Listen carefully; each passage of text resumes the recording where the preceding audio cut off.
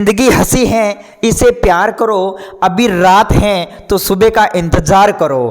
वो पल भी आएगा जिसकी ख्वाहिश है आपको, रब पर रखो भरोसा, वक्त पर एतबार करो। नमस्कार दोस्तों, मैं आपका दोस्त महेंद्र सिंह आप सभी का स्वागत करता हूं दोस्तों आप ही के अपने YouTube channel Mukesh Mahendra education पर। दोस्तों आज देखिएगा, मैं फिर कहना चाहूंगा आप सभी को दोस्तों, मैंने ज्योग्राफी का पेपर छपवा दिया बोर्ड के अंदर, पूरा का पूरा मेरे पढ़ाई हुए में से है दोस्तों। ठीक है, आप सभी का अब तो मेरे पर विश्वास बना होगा। मैंने कहा था दोस्तों, मैं जो करवाता हूं वो क्वेश्चन एग्जाम में छपता है, टेंशन मत लीजिएगा। अब की बार हिंदी में भी पूरे में से पूरे नंबर लेके आएंगे। आप सभी ज्यादा संख्या में जुड़िएगा, ज्यादा क्लास का आनंद लीजिएगा, और मैं इस क्लास के अंदर कभी भी आपको बोर नहीं होने दूंगा दोस्तों।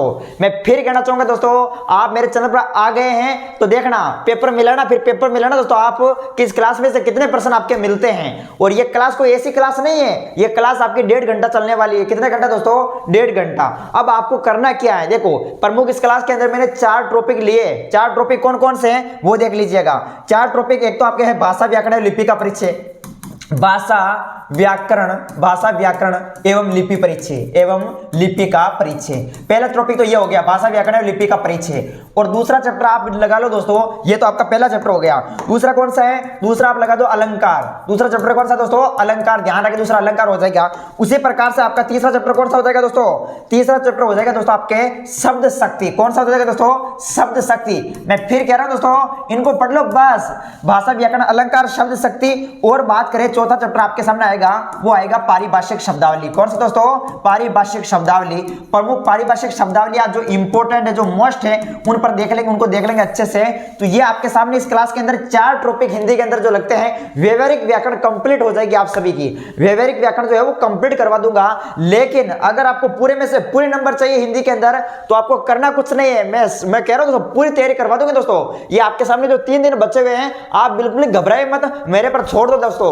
आपका दोस्त महेंद्र सिंह आप सभी पर दोस्तों, ठीक है, मैं आपको जबरदस्त तैयारी करवा दूंगा दोस्तों। सब मेरे पर छोड़ दी गई। देखो आपको करना क्या दोस्तों, आपको करना क्या है, आपको एक सीरीज जरूर खरीद लेनी है। सीरीज, आपको सीरीज जरूर खरीद लेनी है। सीरीज की प्राइस है 30 रुपए। ठीक है, मात्र 30 रुपए में आपको एक सीरीज मिलेगी।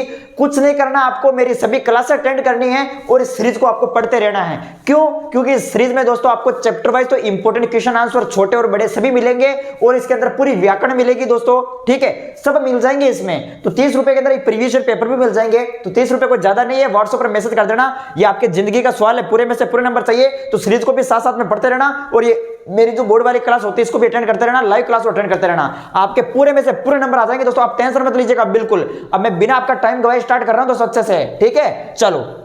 तो सबसे पहले अपना स्टार्ट है दोस्तों भाषा व्याकरण एवं लिपि का परिचय। किसको उठाते हैं दोस्तों? भाषा व्याकरण एवं लिपि का परिचय। तो प्यारे मित्रों आ जाएगा जल्दी से, आप सभी जल्दी से आ जाएगा दोस्तों। भाषा व्याकरण एवं लिपि का परिचय उठाते हैं हम फटाफट जल्दी से। देखिएगा, ये हमने उठा दिया भाषा व्याकरण एवं लिपि का परिचय। मैं कह रहा हूं दोस्तों, दावा ठोक कर कहता हूं दोस्तों, पर्सन इससे बाहर नहीं आने वाले। पर्सन बनेंगे तो साले इसी वीडियो से बनेंगे, नहीं तो बनेंगे नहीं सा। ठीक है, मैं फिर कह रहा हूं दोस्तों, पुष्पराज झुकेगा नहीं साला दोस्तों, अच्छे से तैयारी करेगा, मेरे साथ बने रहना आप सभी। अब देखिएगा, मैं बात करता हूं आपके सामने दोस्तों, क्या बात करें दोस्तों?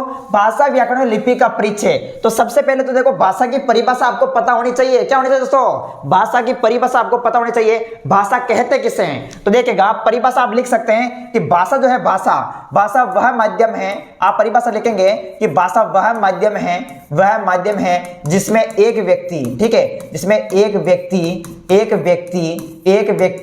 या एक व्यक्तियों का समूह। देखो, भाषा वह माध्यम है जिसमें एक व्यक्ति या दूसरे व्यक्तियों का समूह, दूसरे व्यक्ति के समूह तक, ठीक है, व्यक्ति के समूह तक अपने विचारों का आदान प्रदान किया जाता है। समूह तक अपने विचारों का आदान प्रदान किया जाता है। अपने विचारों का आदान प्रदान किया जाता है। क्या किया जाता है दोस्तों? विचारों का आदान प्रदान किया जाता है। विचारों का क्या किया जाता है दोस्तों? विचारों का विनिमय किया जाता है। क्या किया जाता है दोस्तों? विनिमय। विनिमय का मतलब आदान प्रदान किया जाता है। तो इसे हम क्या कहते हैं दोस्तों? भाषा कहते हैं। क्या कहते हैं दोस्तों? भाषा कहते हैं। तो बताओ, भाषा की परिभाषा याद हुई कि नहीं हुई? भाषा क्या है? तो भाषा वह माध्यम है जिसमें एक व्यक्ति या एक व्यक्तियों का ग्रुप दूसरे व्यक्ति या या दूसरे व्यक्तियों का ग्रुप तक अपने विचारों का आपस में क्या किया जाता है दोस्तों, आदान प्रदान किया जाता है, इसे हम भाषा कहते हैं। और एक पर्सन एग्जाम में बनता है दोस्तों, भाषा की परिभाषा याद कर लेना आपको। एक पर्सन यहां पर बनता है कि देखिएगा भाषा की उत्पत्ति किससे हुई है, भाषा की उत्पत्ति किससे हुई है, तो भाषा की उत्पत्ति दोस्तों ध्यान रखना आप सभी, भाष प्लस धातु से हुई है। किससे हुई है दोस्तों, भाष प्लस धातु। और आपको पता होगा धातु को संस्कृत में क्या कहते हैं दोस्तों, सॉरी धातु को हिंदी में क्या कहते हैं, क्रिया कहते हैं, ठीक है। तो भाषा की उत्पत्ति भाष प्लस धातु से हुई थी। अब एक पर्सन यहां से ये बढ़ता है, हमारी मूल भाषा कौन सी है, बताओ आप कमेंट करके, हमारी मूल भाषा कौन सी है। तो हमारी मूल जो भाषा है दोस्तों, याद रखना आप सभी, हमारी मूल भाषा है संस्कृत। पर्सन डायरेक्ट पूछ सकता है कि हमारी मूल भाषा कौन सी है, तो हमारी मूल भाषा दोस्तों ध्यान रखना आप सभी, संस्कृत हमारी मूल भाषा है, ठीक है।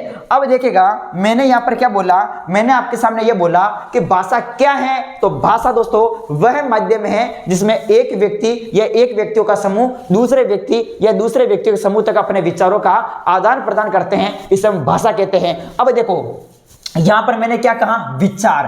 अब आखिर विचार किसे कहते हैं दोस्तों, विचार किसे कहते हैं, मैंने कहा कि विचार। अब विचार का मतलब आपको आइडिया आपके मन में आ गया होगा, आइडिया आपके मन में आइडिया नहीं चलता दोस्तों कि यार वो काल कह रहा हूं, क्या कह रहा हूं दोस्तों, वो काल की पेड़ हूं, मेरी हिंदी कंप्लीट हो जाए, मेरे चित्रकला को कल पेपर है, फिर बाद में हमारे इमें 80 नंबर आ जाए, इमें हमारे 96 नंबर आ जाए, इमें 90 नंबर आ जाए, फिर मैं हमारे परसेंटेज निकालू तो हमारी इतनी परसेंटेज बयानी। अरे दोस्तों मन में क्या चल रहे हो, क्या चल रहे हो दोस्तों, आइडिया चल रही हो। या फिर ऐसे चलता होगा कि आज ठीक है मैं महेंद्र जी सर से ये जो प्रमुख टॉपिक है ये पढ़ लेता हूं और कल मैं दूसरा ये टॉपिक पढ़ना स्टार्ट कर दूंगा, ठीक है, ये चैप्टर हमारा ये हो जाएगा, ठीक है, मेरे मन में आइडिया चल रहा है, विचार चल रहा है, तो समझ रहे, एक तरीके से आइडिया को कहते हैं विचार। यानी कहने का मतलब दोस्तों आइडिया, देखो विचार किसे कहते हैं, विचार। तो परिभाषा विचार की भी लिख सकते हैं, विचार। देखिएगा वैसे भाषा की उत्पत्ति भाष प्लस धातु से हुई है। आपको याद रखना दोस्तों, भाषा का शाब्दिक अर्थ क्या होता है, एक पर्सन तो यही से बन सकता है कि भाषा का शाब्दिक अर्थ क्या होता है, शाब्दिक अर्थ, शाब्दिक अर्थ क्या होता है भाषा का, तो भाषा का शाब्दिक जो अर्थ होता है, याद रखेंगे आप सभी, भाषा का शाब्दिक अर्थ होता है विचार प्रकट करना। क्या प्रकट करना दोस्तों, विचार प्रकट करना। क्या होता है दोस्तों, विचार प्रकट करना। अब दोस्तों कह रहे दोस्तों विचार कहने के विचार होता है दोस्तों, मैंने अभी बोला कि विचार को कहते हैं आइडिया, आइडिया, आइडिया, मन में जो आइडिया चल रहा है विचार। अब आपको पूछा जाएगा दोस्तों कि देखिएगा ये विचार होता क्या है, अब इसके बारे में चर्चा कर लेते हैं। तो देखो विचार जो मनुष्य के मन की जो ध्वन्यात्मक इकाई होती है दोस्तों, मनुष्य के मन की ध्वन्यात्मक इकाई को क्या कहते हैं, विचार कहते हैं। थोड़ा सा आप समझने की कोशिश करना मेरे प्यारे मित्रों, थोड़े से समझने की कोशिश करना। देखिएगा मैं यहाँ पर मैं बोल रहा हूँ दोस्तों, क्या बोल रहा हूँ दोस्तों, मैं यहाँ पर बोल रहा हूँ कि मनुष्य के मन की जो ध्वन्यात्मक इकाई है, विचार किसे कहते हैं, मनुष्य के मन की जो ध्वन्यात्मक इकाई है, ध्वन्यात्मक इकाई, इसको कहते हैं विचार। अब आखिर ध्वन्यात्मक का मतलब क्या हुआ, अगर मैं इस ध्वन्यात्मक का संधि विच्छेद करता हूं तो यह होता है दोस्तों ए प्लस ध्वनि प्लस आत्मक, ऐसे ही होता है ए प्लस ध्वनि प्लस आत्मक। अभी मैं विचार के बारे में बता रहा हूं, विचार कहते किसे हैं, ए प्लस ध्वनि प्लस आत्मक। अब ए क्या है, उपसर्ग है, आपको पता है हिंदी के अंदर उपसर्ग जो शब्द के आगे लगते हैं, तो ए का हिंदी में मतलब क्या होता है, नहीं। क्या होता है दोस्तों, नहीं। उसी प्रकार ध्वनि का मतलब क्या होता है, ध्वनि का मतलब होता है आवाज की, ध्वनि आवाज आ रही। आत्मक मतलब आत्मा से, क्या है दोस्तों, आत्मा मतलब आत्मा से, यानी मनुष्य के मन का वह भाव, मनुष्य के मन का वह भाव, मनुष्य के मन का वह भाव जिसमें आत्मा से आवाज नहीं होना, आत्मा से आवाज का नहीं होना, एक तरीके से बिल्कुल दोस्तों, ठीक है, अपने मन में भाव चल रहे हैं, अपने मन में क्या चल रहा है दोस्तों, विचार चल रहे हैं, अपने मन में क्या चल रहा है, आइडिया चल रहे हैं। तो देखो आइडिया चल रहे हैं, देखो आत्मा से मनुष्य के मन का वह भाव जिसमें आवाज नहीं होती, उसे हम क्या कहते हैं, विचार कहते हैं। परिभाषा याद होगी, विचार किसे कहते हैं, मनुष्य के मन की वह भाव जिसमें आवाज नहीं होती है उसे विचार कहते हैं। दोस्तों एक एक पॉइंट पर चर्चा करेंगे, हम अच्छे से समझने की कोशिश करना। अब देखो भाषा में सार्थक ध्वनि का क्या होता है, समावेश होता है। प्रश्न पूछा जा सकता है दोस्तों कि भाषा में खालिस्तान ध्वनि का समावेश होता है, तो ध्यान रखना, खालिस्तान में ध्यान रखना करना है सार्थक, सार्थक भाषा में सार्थक ध्वनि का समावेश होता है। अगर मैं आपको पूछूं दोस्तों, मेरी बात गौर से सुनना दोस्तों, अगर मैं पूछूं जैसे आपके सामने गूंगे मनुष्य भी होंगे, गूंगे मनुष्य हैं, इसके अलावा प्रमुख बात करते हैं आपके सामने पशु पक्षी हो गए, क्या इनकी क्या भाषा होती है, आपका उदाहरण क्या होगा दोस्तों, क्या इनकी भाषा होती है, बिल्कुल नहीं होती, ठीक है। गूंगे मनुष्य जो बोल नहीं सकते, ठीक है, वो गूंगे बोलते हैं तो दोस्तों गूंगे जो मनुष्य होते हैं, कहने का मतलब देखिएगा मैं आपको बता रहा हूं उदाहरण के तौर पर, ठीक है, आपको ऐसा समझना मत। देखो गूंगे मनुष्य पशु पक्षी कह रहे चाओ चाओ चाओ चेव चिक चिक, ठीक है, इस प्रकार दोस्तों आपको पता है दोस्तों अच्छे से, ये देखो पशु पक्षी, इनकी जो आवाज होती है, इनकी जो ध्वनि, इनकी जो आवाज हमें सुनाई देती है, ये भाषा नहीं होती दोस्तों, ध्यान रखना। भाषा में इनको भाषा नहीं कहा गया दोस्तों, ध्यान रखना, पशु पक्षी गूंगे मनुष्य इनकी कोई भाषा नहीं होती है। चलो तो ये बात आपके समझ में आ गई। अभी तक हमने सिर्फ ये जाना कि भाषा कहते किसे हैं, भाषा की उत्पत्ति किस प्रकार हुई, भाषा का शाब्दिक अर्थ क्या होता है, और भाषा के अंदर हमने ये देखा कि देखिएगा ये प्रमुख बात है, विचार से हम क्या समझते हैं। तो ये बात आप समझ में आ गई अच्छे से। चलो अब आगे देखिएगा, मैं अच्छे से बता रहा हूं, आप समझने की कोशिश करना दोस्तों। अगर पूरा नंबर चाहिए तो पूरा नंबर चाहिए तो जाए, पूरा नंबर चाहिए तो पूरा वीडियो पूरा देखना पड़े, अच्छे से वीडियो पूरा देखना दोस्तों। मैं क्या कह रहा हूं दोस्तों आप सभी को, मैं सिर्फ अभी आपको समझा रहा हूं। मैं क्या कर रहा हूं दोस्तों, मैं अभी आपको सिर्फ समझा रहा हूं, फिर बाद में टेस्ट सीरीज, ठीक है, प्रमुख क्वेश्चन आंसर की टेस्ट सीरीज भी क्लास के अंदर लगेगी दोस्तों। टेस्ट सीरीज भी लगाऊंगा इसी क्लास में, सभी प्रकार के जितने भी प्रश्न बनते हैं वो सभी करवाने वाला हूं। आप मेरे साथ ही बने रहना दोस्तों, अच्छे से समझ में आ जाएगा। टेस्ट सीरीज भी लगेगी यहां पर, टेंशन मत लो आप सभी दोस्तों। मेरे होते मैं हूं ना, क्यों टेंशन लेते हो आप, मैं हूं, ठीक है, अभी टेंशन मत लो आप। देखिएगा भाषा की विशेषताएं आपको पूछी जा सकती हैं, आखिर भाषा की कौन कौन सी विशेषताएं हैं। तो पहली विशेषता में आप लिख सकते हैं कि भाषा जो है वो क्या है, एक अर्जित संपत्ति है। याद रखेंगे दोस्तों, भाषा एक अर्जित संपत्ति है, आपको पता है, ठीक है। हमें जन्म से ही मिल जाती है, अपने माता पिता से हम सीख जाते हैं भाषा, ठीक है। तो भाषा हमारे सामने अर्जित संपत्ति है। भाषा एक सामाजिक प्रक्रिया है, समाज में चलने वाली एक प्रक्रिया है। भाषा क्या है, तो भाषा एक सामाजिक प्रक्रिया है। इसके अलावा दोस्तों भाषा परिवर्तनशील होती है। भाषा क्या होती है दोस्तों, भाषा परिवर्तनशील होती है। सबको बेरो दोस्तों, अच्छे से बेरो सबने, अरे बेरो है कि नहीं है, और सब बेरो। तो भाषा जो है दोस्तों परिवर्तनशील होती है दोस्तों, ठीक है। भाषा ध्यान रखना, कोई भी भाषा हम सीखते हैं तो वो कठिन से सरल की तरफ हुआ करती है। तो आपको पता होगा दोस्तों, कठिन से सरल की तरफ होती है। अगर देखिएगा हम इंग्लिश को सीखना चाहते हैं लेकिन इंग्लिश हमारे समझ में नहीं आती है, आई एम इंग्लिश कमजोर ट्रांसलेट में हिसाब से, तो आपको पता होगा दोस्तों, पहले तो हम इंग्लिश सीखने का प्रयास करते हैं लेकिन वो कठिन लगती है दोस्तों, कि कठिन है यार, मैं सीख नहीं आवा कि बोल रहा है दोस्तों, कि बिल्कुल पढ़ने पड़े दोस्तों। आपको पता थारे पढ़ने पड़े ना, हाँ ठीक है, थारे पढ़ने हमारे पढ़ने पड़े। देखो पहले क्या वो कठिन लगती है दोस्तों, बिल्कुल कठिन लगती है यार, तो कठिन गणे। अब देखो क्या होता है, धीरे धीरे कठिन लगती है लेकिन हम सीखने का प्रयास करते हैं। अगर हमारे में जिज्ञासा है, ठीक है, तो दोस्तों हम सीख जाते हैं और वो कठिन से सरल की तरफ हो जाती है। तो ये भी भाषा की विशेषता है, भाषा जो है वो कठिन से सरल की तरफ होती है। और भी आप लिख सकते हैं 5वें पॉइंट में कि देखिएगा भाषा जो है, भाषा में विचारों का क्या होता है दोस्तों, भाषा में विचारों का क्या होता है दोस्तों, भाषा में विचारों का विनिमय होता है, ठीक है। भाषा में क्या होता है दोस्तों, विचारों का विनिमय होता है। मतलब विचारों का क्या होता है दोस्तों, विनिमय का मतलब आदान प्रदान। विनिमय का मतलब क्या होता है दोस्तों, विनिमय का मतलब होता है आदान प्रदान, यानी भाषा में विचारों का क्या होता है, आदान प्रदान होता है। तो ये इतनी सारी हमने क्या लिखी दोस्तों, भाषा की प्रमुख विशेषताएं। अगर पूछी जाए कि भाषा की विशेषताएं लिखिएगा तो ये सब आपको एग्जाम में लिख देना है। अब देखिएगा मेरी बात सुनो, अच्छा सुना, देखो मनोवैज्ञानिक दृष्टिकोण। अगर हम कोई भी भाषा सीखते हैं तो हमें कितने मनोवैज्ञानिक दृष्टिकोण की आवश्यकता होती है, 3। सबसे पहले देखिएगा भाषा को सीखने के लिए मनोवैज्ञानिक दृष्टिकोण, सबसे पहले हमारे सामने क्या होनी चाहिए, जिज्ञासा। अगर किसी चीज को सीखने में हमारी जिज्ञासा ही नहीं है तो हम कैसे सीख पाएंगे। अब आप पूरे 100 नंबर लाना चाहते हैं हिंदी में, अब आपको ऐसे सोचते कि यार मुझे नहीं लाने, आपकी जिज्ञासा नहीं है कि मुझे 100 नंबर लाने, यानी आप ऐसे कह रहे हो कि मुझे 100 नंबर लाने हैं लेकिन आपकी जिज्ञासा नहीं, तो फिर आप कैसे 100 नंबर लाओगे, नहीं ला पाओगे दोस्तों। इसीलिए आपकी जिज्ञासा होनी चाहिए। फिर दूसरा पॉइंट अनुकरण, ठीक है, दोनों अनुकरण होना चाहिए। फिर अभ्यास की जरूरत होती है, ठीक है। तो ये भाषा को सीखने के लिए ध्यान रखना आप सभी, 3 मनोवैज्ञानिक दृष्टिकोण है। सबसे पहले जिज्ञासा, फिर अनुकरण और अभ्यास। अब देखो एक प्रश्न ये भी पूछा जाता है कि आखिर हम भाषा को सीखे तो हम किस प्रकार से सीखे, आखिर भाषा का सही विकास क्रम क्या है, हम किस तरीके से भाषा को सीखे। देखिएगा भाषा का भी एक विकास क्रम होता है दोस्तों। सबसे पहले देखिएगा जो कह रहे हैं, जो कह रहे टीचर पढ़ा रहे तो उसकी सुनो। सबसे पहले सुनना, सुनने के बाद में आप बोलो, खुद बोलो जल्दी से, ठीक है। सुनने के बाद में बोलना और बोलने के बाद में उसको पढ़ो कि क्या लिखा हुआ है, पढ़ना, और पढ़ने के बाद में लिखना, ठीक है। ये क्या है, तो ये भाषा का सही विकास क्रम है। सबसे पहले सुनना लिसनिंग, फिर बोलना स्पीकिंग, फिर पढ़ना रीडिंग और फिर लिखना राइटिंग। तो इस प्रकार से दोस्तों सुनना, बोलना, पढ़ना, लिखना, ये भाषा का क्या है दोस्तों,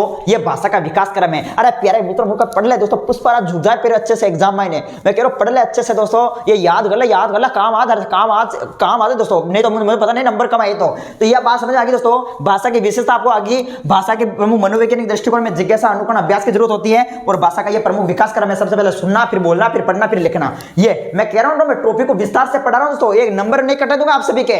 आप क्या बात करते हो। आगे देखिएगा, आगे आपके सामने भाषा के प्रकार, क्या दोस्तों, भाषा के प्रमुख प्रकार पूछे हैं। आखिर हम समझते हैं कि देखिएगा हम एनसीईआरटी के अकॉर्डिंग चले तो भाषा के मुख्य रूप से 2 ही प्रकार होते हैं। भाषा के कितने प्रकार दोस्तों, भाषा के मुख्य रूप से कितने प्रकार होते हैं, 2 ही प्रकार होते हैं। कौन कौन से होते हैं दोस्तों, सबने मेरे दोस्तों, सबने मेरे मैंने बताया दोस्तों, मौखिक भाषा। एक तो है दोस्तों आपके सामने मौखिक भाषा। कौन सी भाषा दोस्तों, मौखिक भाषा।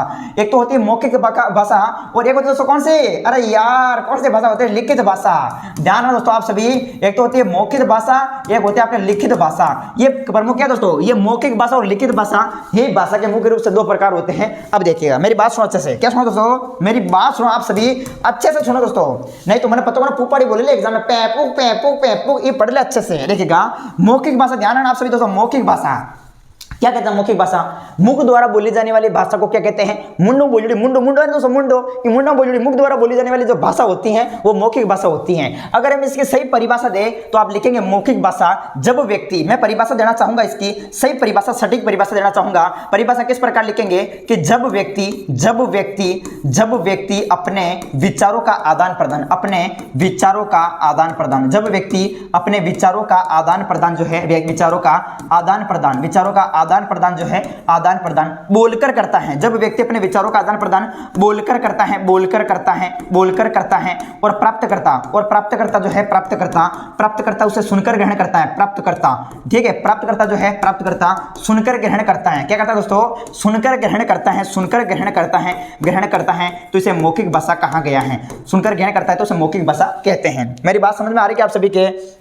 मैंने परिभाषा क्या लिखी? जब व्यक्ति अपने विचारों का आदान प्रदान बोलकर करता है और प्राप्तकर्ता जो है उसे सुनकर ग्रहण करते हैं तो वो मौखिक भाषा कहलाती है। या फिर सीधे शब्दों में कहूं, साधारण से शब्दों में कहूं, मुख द्वारा बोली जाने वाली भाषा को मौखिक भाषा कहते हैं। अगर ये परिभाषा याद होती है तो याद कर लीजिएगा, डायरेक्ट आप आंसर लिख सकते हैं कि मुख द्वारा बोली जाने वाली भाषा को मौखिक भाषा कहते हैं। ये भी आपको याद रखना है। तो मौखिक भाषा की होगी परिभाषा, जैसे उदाहरण के तौर पर बात करें, तो जैसे आपको पता होगा दोस्तों, जैसे अपने अध्यापक द्वारा कक्षा को पढ़ाना, दोस्तों अध्यापक द्वारा कक्षा को पढ़ाना, तो ये क्या है? अध्यापक द्वारा कक्षा को पढ़ाना, ये मौखिक भाषा का ही क्या है दोस्तों? मौखिक भाषा का ही उदाहरण है। अगर मैं कहूं लिखित भाषा, आखिर लिखित भाषा किसे कहते हैं? तो लिखित भाषा की परिभाषा भी एग्जाम में लिख सकते हैं आप कि लिखित भाषा जब व्यक्ति अपने विचारों का आदान प्रदान, इसमें लिखेंगे जब व्यक्ति अपने विचारों का आदान प्रदान, जब व्यक्ति अपने विचारों का, देखिएगा विचारों का, विचार समझ गए ना आप सभी? जब व्यक्ति अपने विचारों का आदान प्रदान, में डायरेक्ट लिख रहा हूं दोस्तों, जब व्यक्ति अपने विचारों का आदान प्रदान, डायरेक्ट मैं लिख रहा हूं विनिमय, ठीक है, विनिमय का मतलब आदान प्रदान।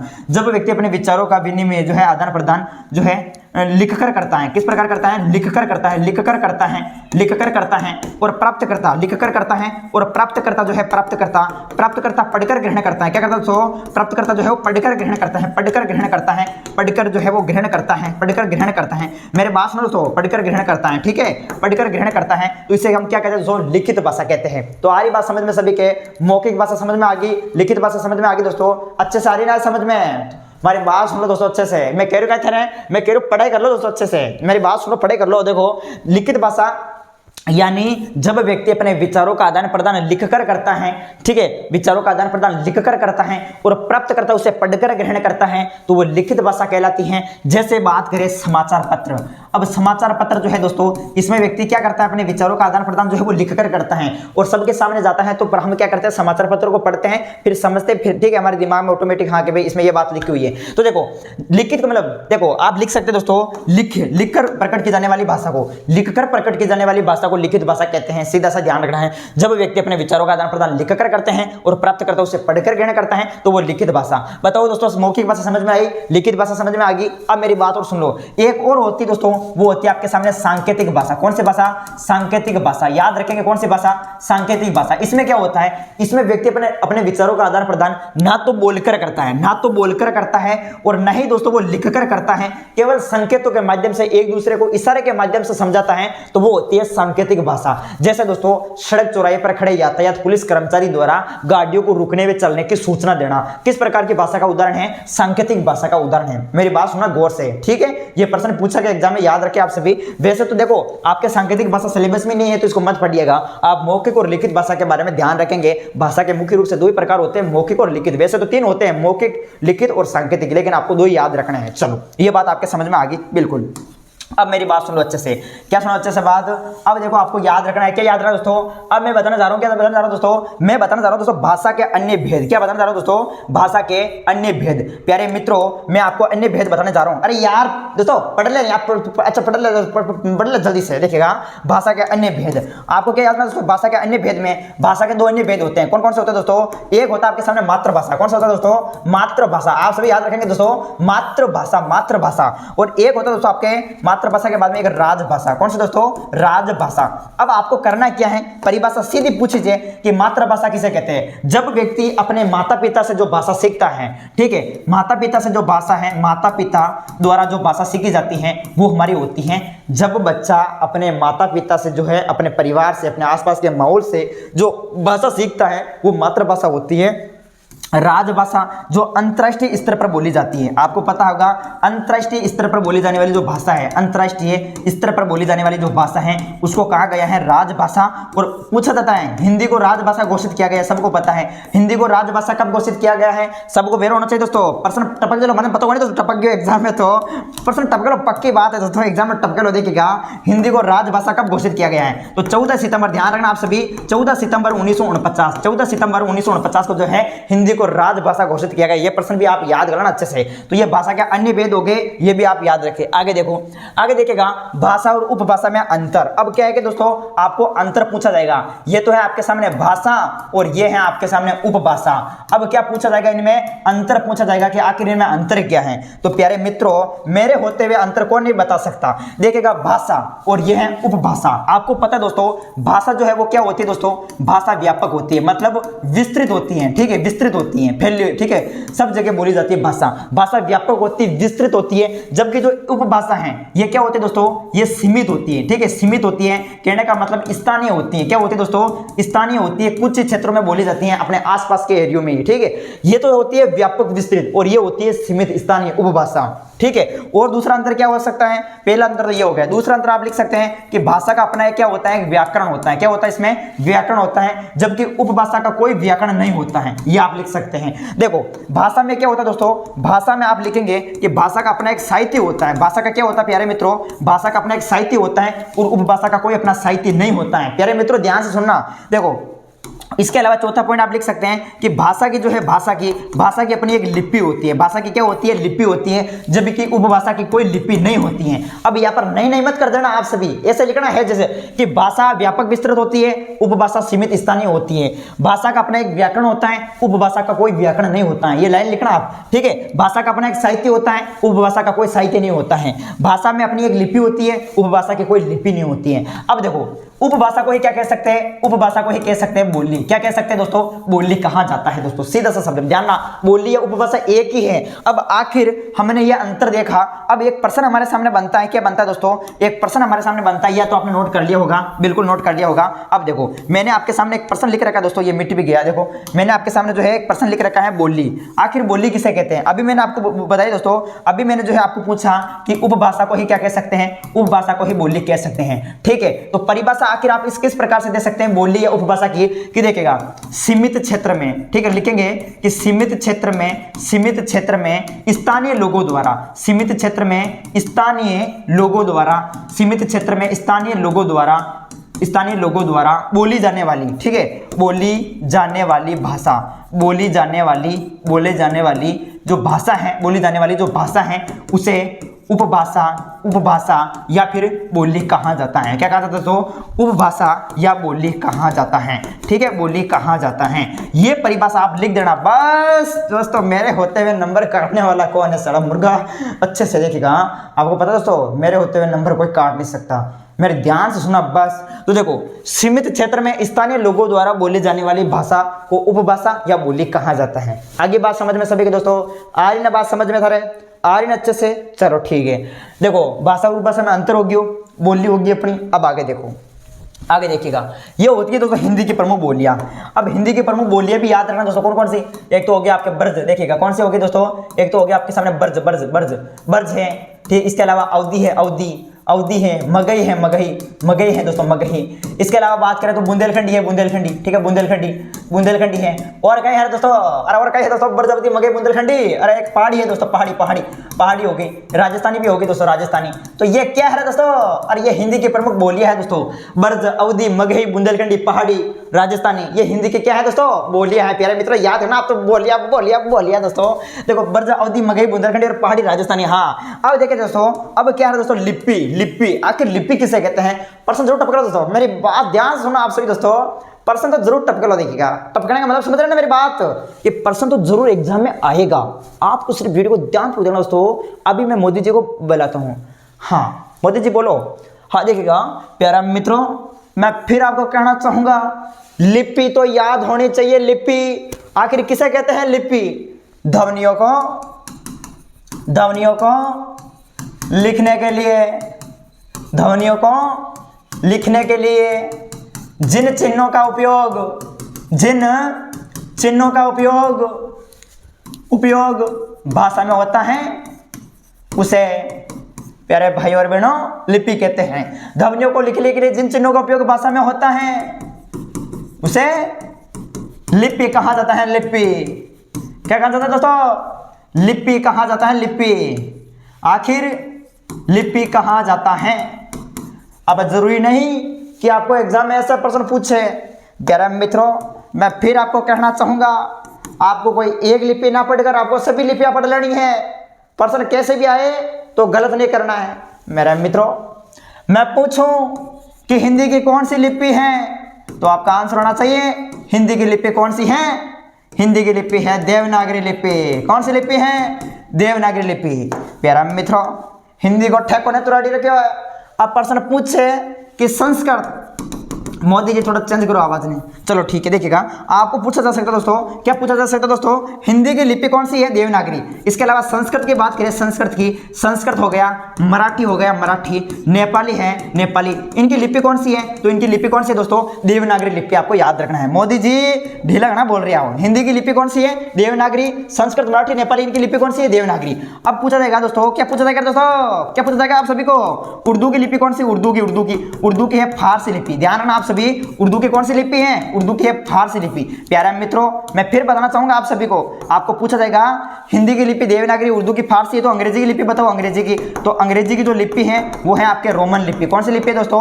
रोमन लिपि जो है, रोमन लिपि या अंग्रेजी की लिपि है। आपको और भी पूछा जाएगा, क्या पूछा जाएगा आपको ध्यान रखना दोस्तों, हिंदी, उर्दू, अंग्रेजी और आपके पंजाबी जो भाषा है, पंजाबी भाषा की जो लिपि है वो है गुरुमुखी लिपि। कौन सी लिपि? गुरुमुखी लिपि। तो प्यारे मित्रों, आप सभी को याद हो रहा है कि नहीं हो रहा है? गुरुमुखी लिपि। ये आपको बस याद कर लेना अच्छे से, याद कर लो अच्छे से। आ रही बात समझ में सभी के?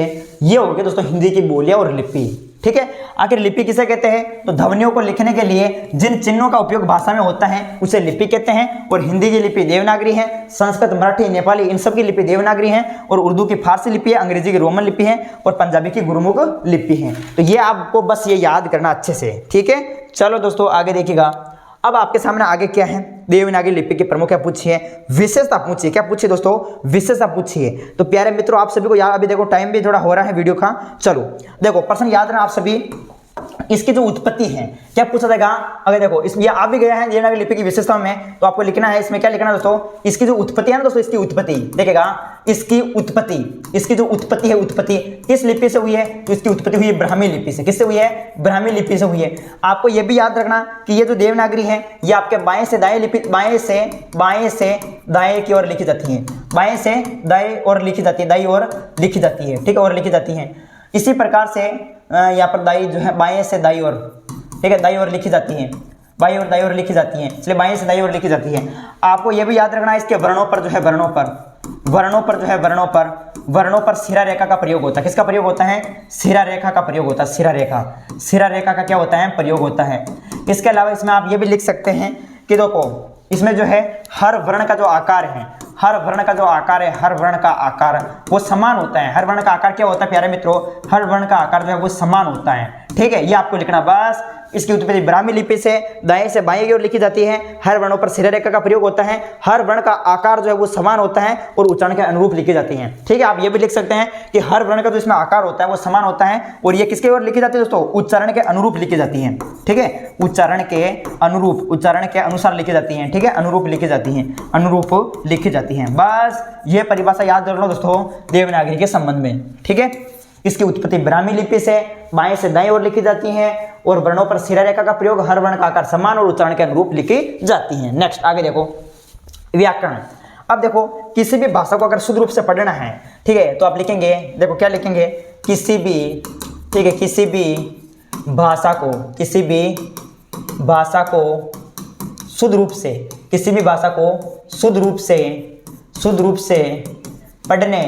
से पढ़ने, ठीक है,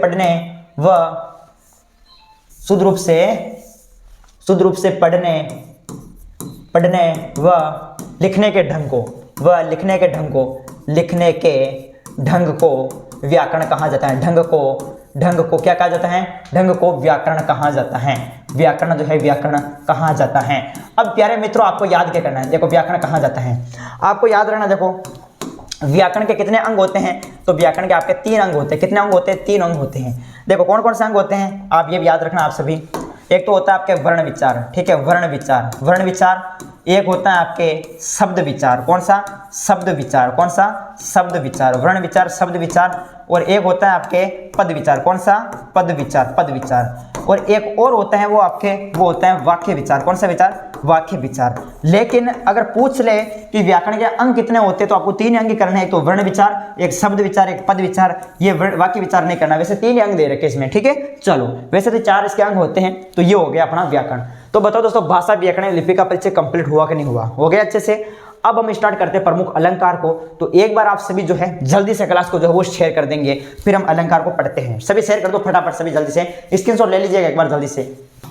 चलो दोस्तों, अब देखिएगा ये पढ़ लेते हैं अलंकार के प्रकार। अब यहाँ पर अलंकार के प्रकार डायरेक्ट स्टार्ट हो गए। चलो हम इसको अब क्या कर लेते हैं, अलंकार के प्रकार। हाँ, यही से स्टार्ट करते हैं। सबसे पहले तो हम ये देखेंगे कि आखिर अलंकार कहते किसे हैं, ये तो समझ में आना चाहिए आपको।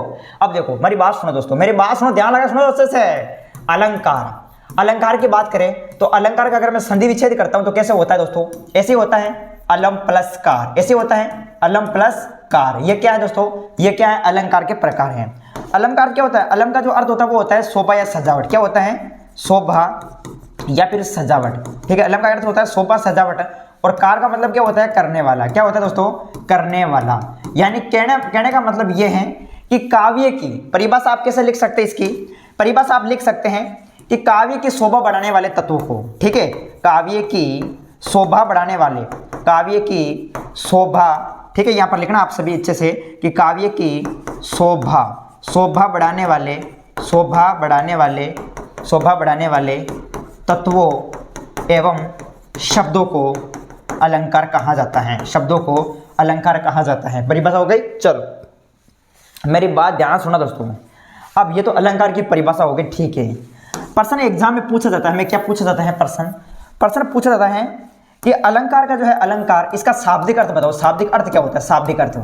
अरे मकुड़ी तो क्यों परेशान कर रही है? शाब्दिक अर्थ क्या होता है? ध्यान रखो दोस्तों, अलंकार का शाब्दिक अर्थ होता है दोस्तों आभूषण। क्या होता है दोस्तों इसका शाब्दिक अर्थ? आभूषण यानी गहने। आभूषण का शाब्दिक अर्थ क्या होता है? अलंकार का शाब्दिक अर्थ क्या होता है? आभूषण यानी गहने। ये आपको याद रखना है। प्यारे मित्रों, मैं आपको और बता देना चाहूंगा। क्या बताना चाहूंगा दोस्तों? आपको और क्या क्या याद रखना है वो देखेगा। मेरी बात सुनो ध्यान से। अब देखो अलंकार के प्रकार पूछे आपको, तो अलंकार के 3 प्रकार होते हैं। एक तो होता है आपके सामने शब्दालंकार। कौन सा होता है दोस्तों? शब्दालंकार। और दूसरा होता है आपके सामने अर्थालंकार। ये क्या टेढ़ा बन गया है मेरे से? चलो ठीक है, कोई बात नहीं। हाँ, टेढ़ो बन गया तो वापस देखो सीधो बन गया। ओ देखो, ओ बन गया दोस्तों सीधो, बनी नहीं बनी? देखो हाँ, अर्थालंकार में देखो हम क्या देख रहे हैं दोस्तों? हम देख रहे हैं अलंकार के प्रकार। सबसे पहले देखा शब्दालंकार, अब देख लेते हैं अर्थालंकार। कौन सा अलंकार? अर्थालंकार। अर्थालंकार, शब्दालंकार, अर्थालंकार। और एक तीसरा प्रकार और देख लो, उभय अलंकार। कौन सा अलंकार होता है? उभय अलंकार। अरे चुटकियों का काम है ना, चुटकियों का काम अच्छे से मैं एक बार में समझा दूं, ध्यान सुना आप सभी। देखिएगा प्यारे मित्रों, ध्यान रखना। शब्दालंकार, जब अलंकार का चमत्कार जो है आप लिखेंगे, जब अलंकार का चमत्कार शब्द में नीत होता है। किस में नीत होता है? शब्द में नीत होता है, तो वो होता है शब्दालंकार। याद रखना दोस्तों, जब अलंकार का चमत्कार शब्द में नीत होता है तो वो शब्दालंकार होता है। और अर्थालंकार, जब अलंकार का चमत्कार शब्द के स्थान पर जो है अर्थ में नीत होता है, शब्द के अर्थ में। सॉरी प्यारे मित्रों, याद रखना, जब अलंकार का चमत्कार शब्द के अर्थ में नीत होता है तो वो होता है अर्थालंकार। और एक होता है उभय अलंकार, जब अलंकार का चमत्कार शब्द और अर्थ दोनों में पाया जाता है तो वो होता है उभय अलंकार। तो मेरी बात समझ में आ गई अलंकार के प्रकार में। अब ये बात आपके समझ में आ गई होगी। प्यारे मित्रों, मैं फिर आपको कह देना चाहूंगा, प्रश्न और टपक जाए। अरे दोस्तों, प्रश्न क्या टपके रहे दोस्तों? ध्यान आप सभी, आपको और भी पूछा जा सकता है दोस्तों कि देखिएगा, आपको पूछा जाएगा कि देखो मुझे बताओ आप सभी कि शब्दालंकार के कितने भेद हैं या इसके कितने प्रकार हैं। तो शब्दालंकार में आपको याद दोस्तों, एक तो है आपके सामने कौन सा? अनुप्रास अलंकार। शब्दालंकार में आप देखेंगे एक अनुप्रास अलंकार है, एक अनुप्रास अलंकार है।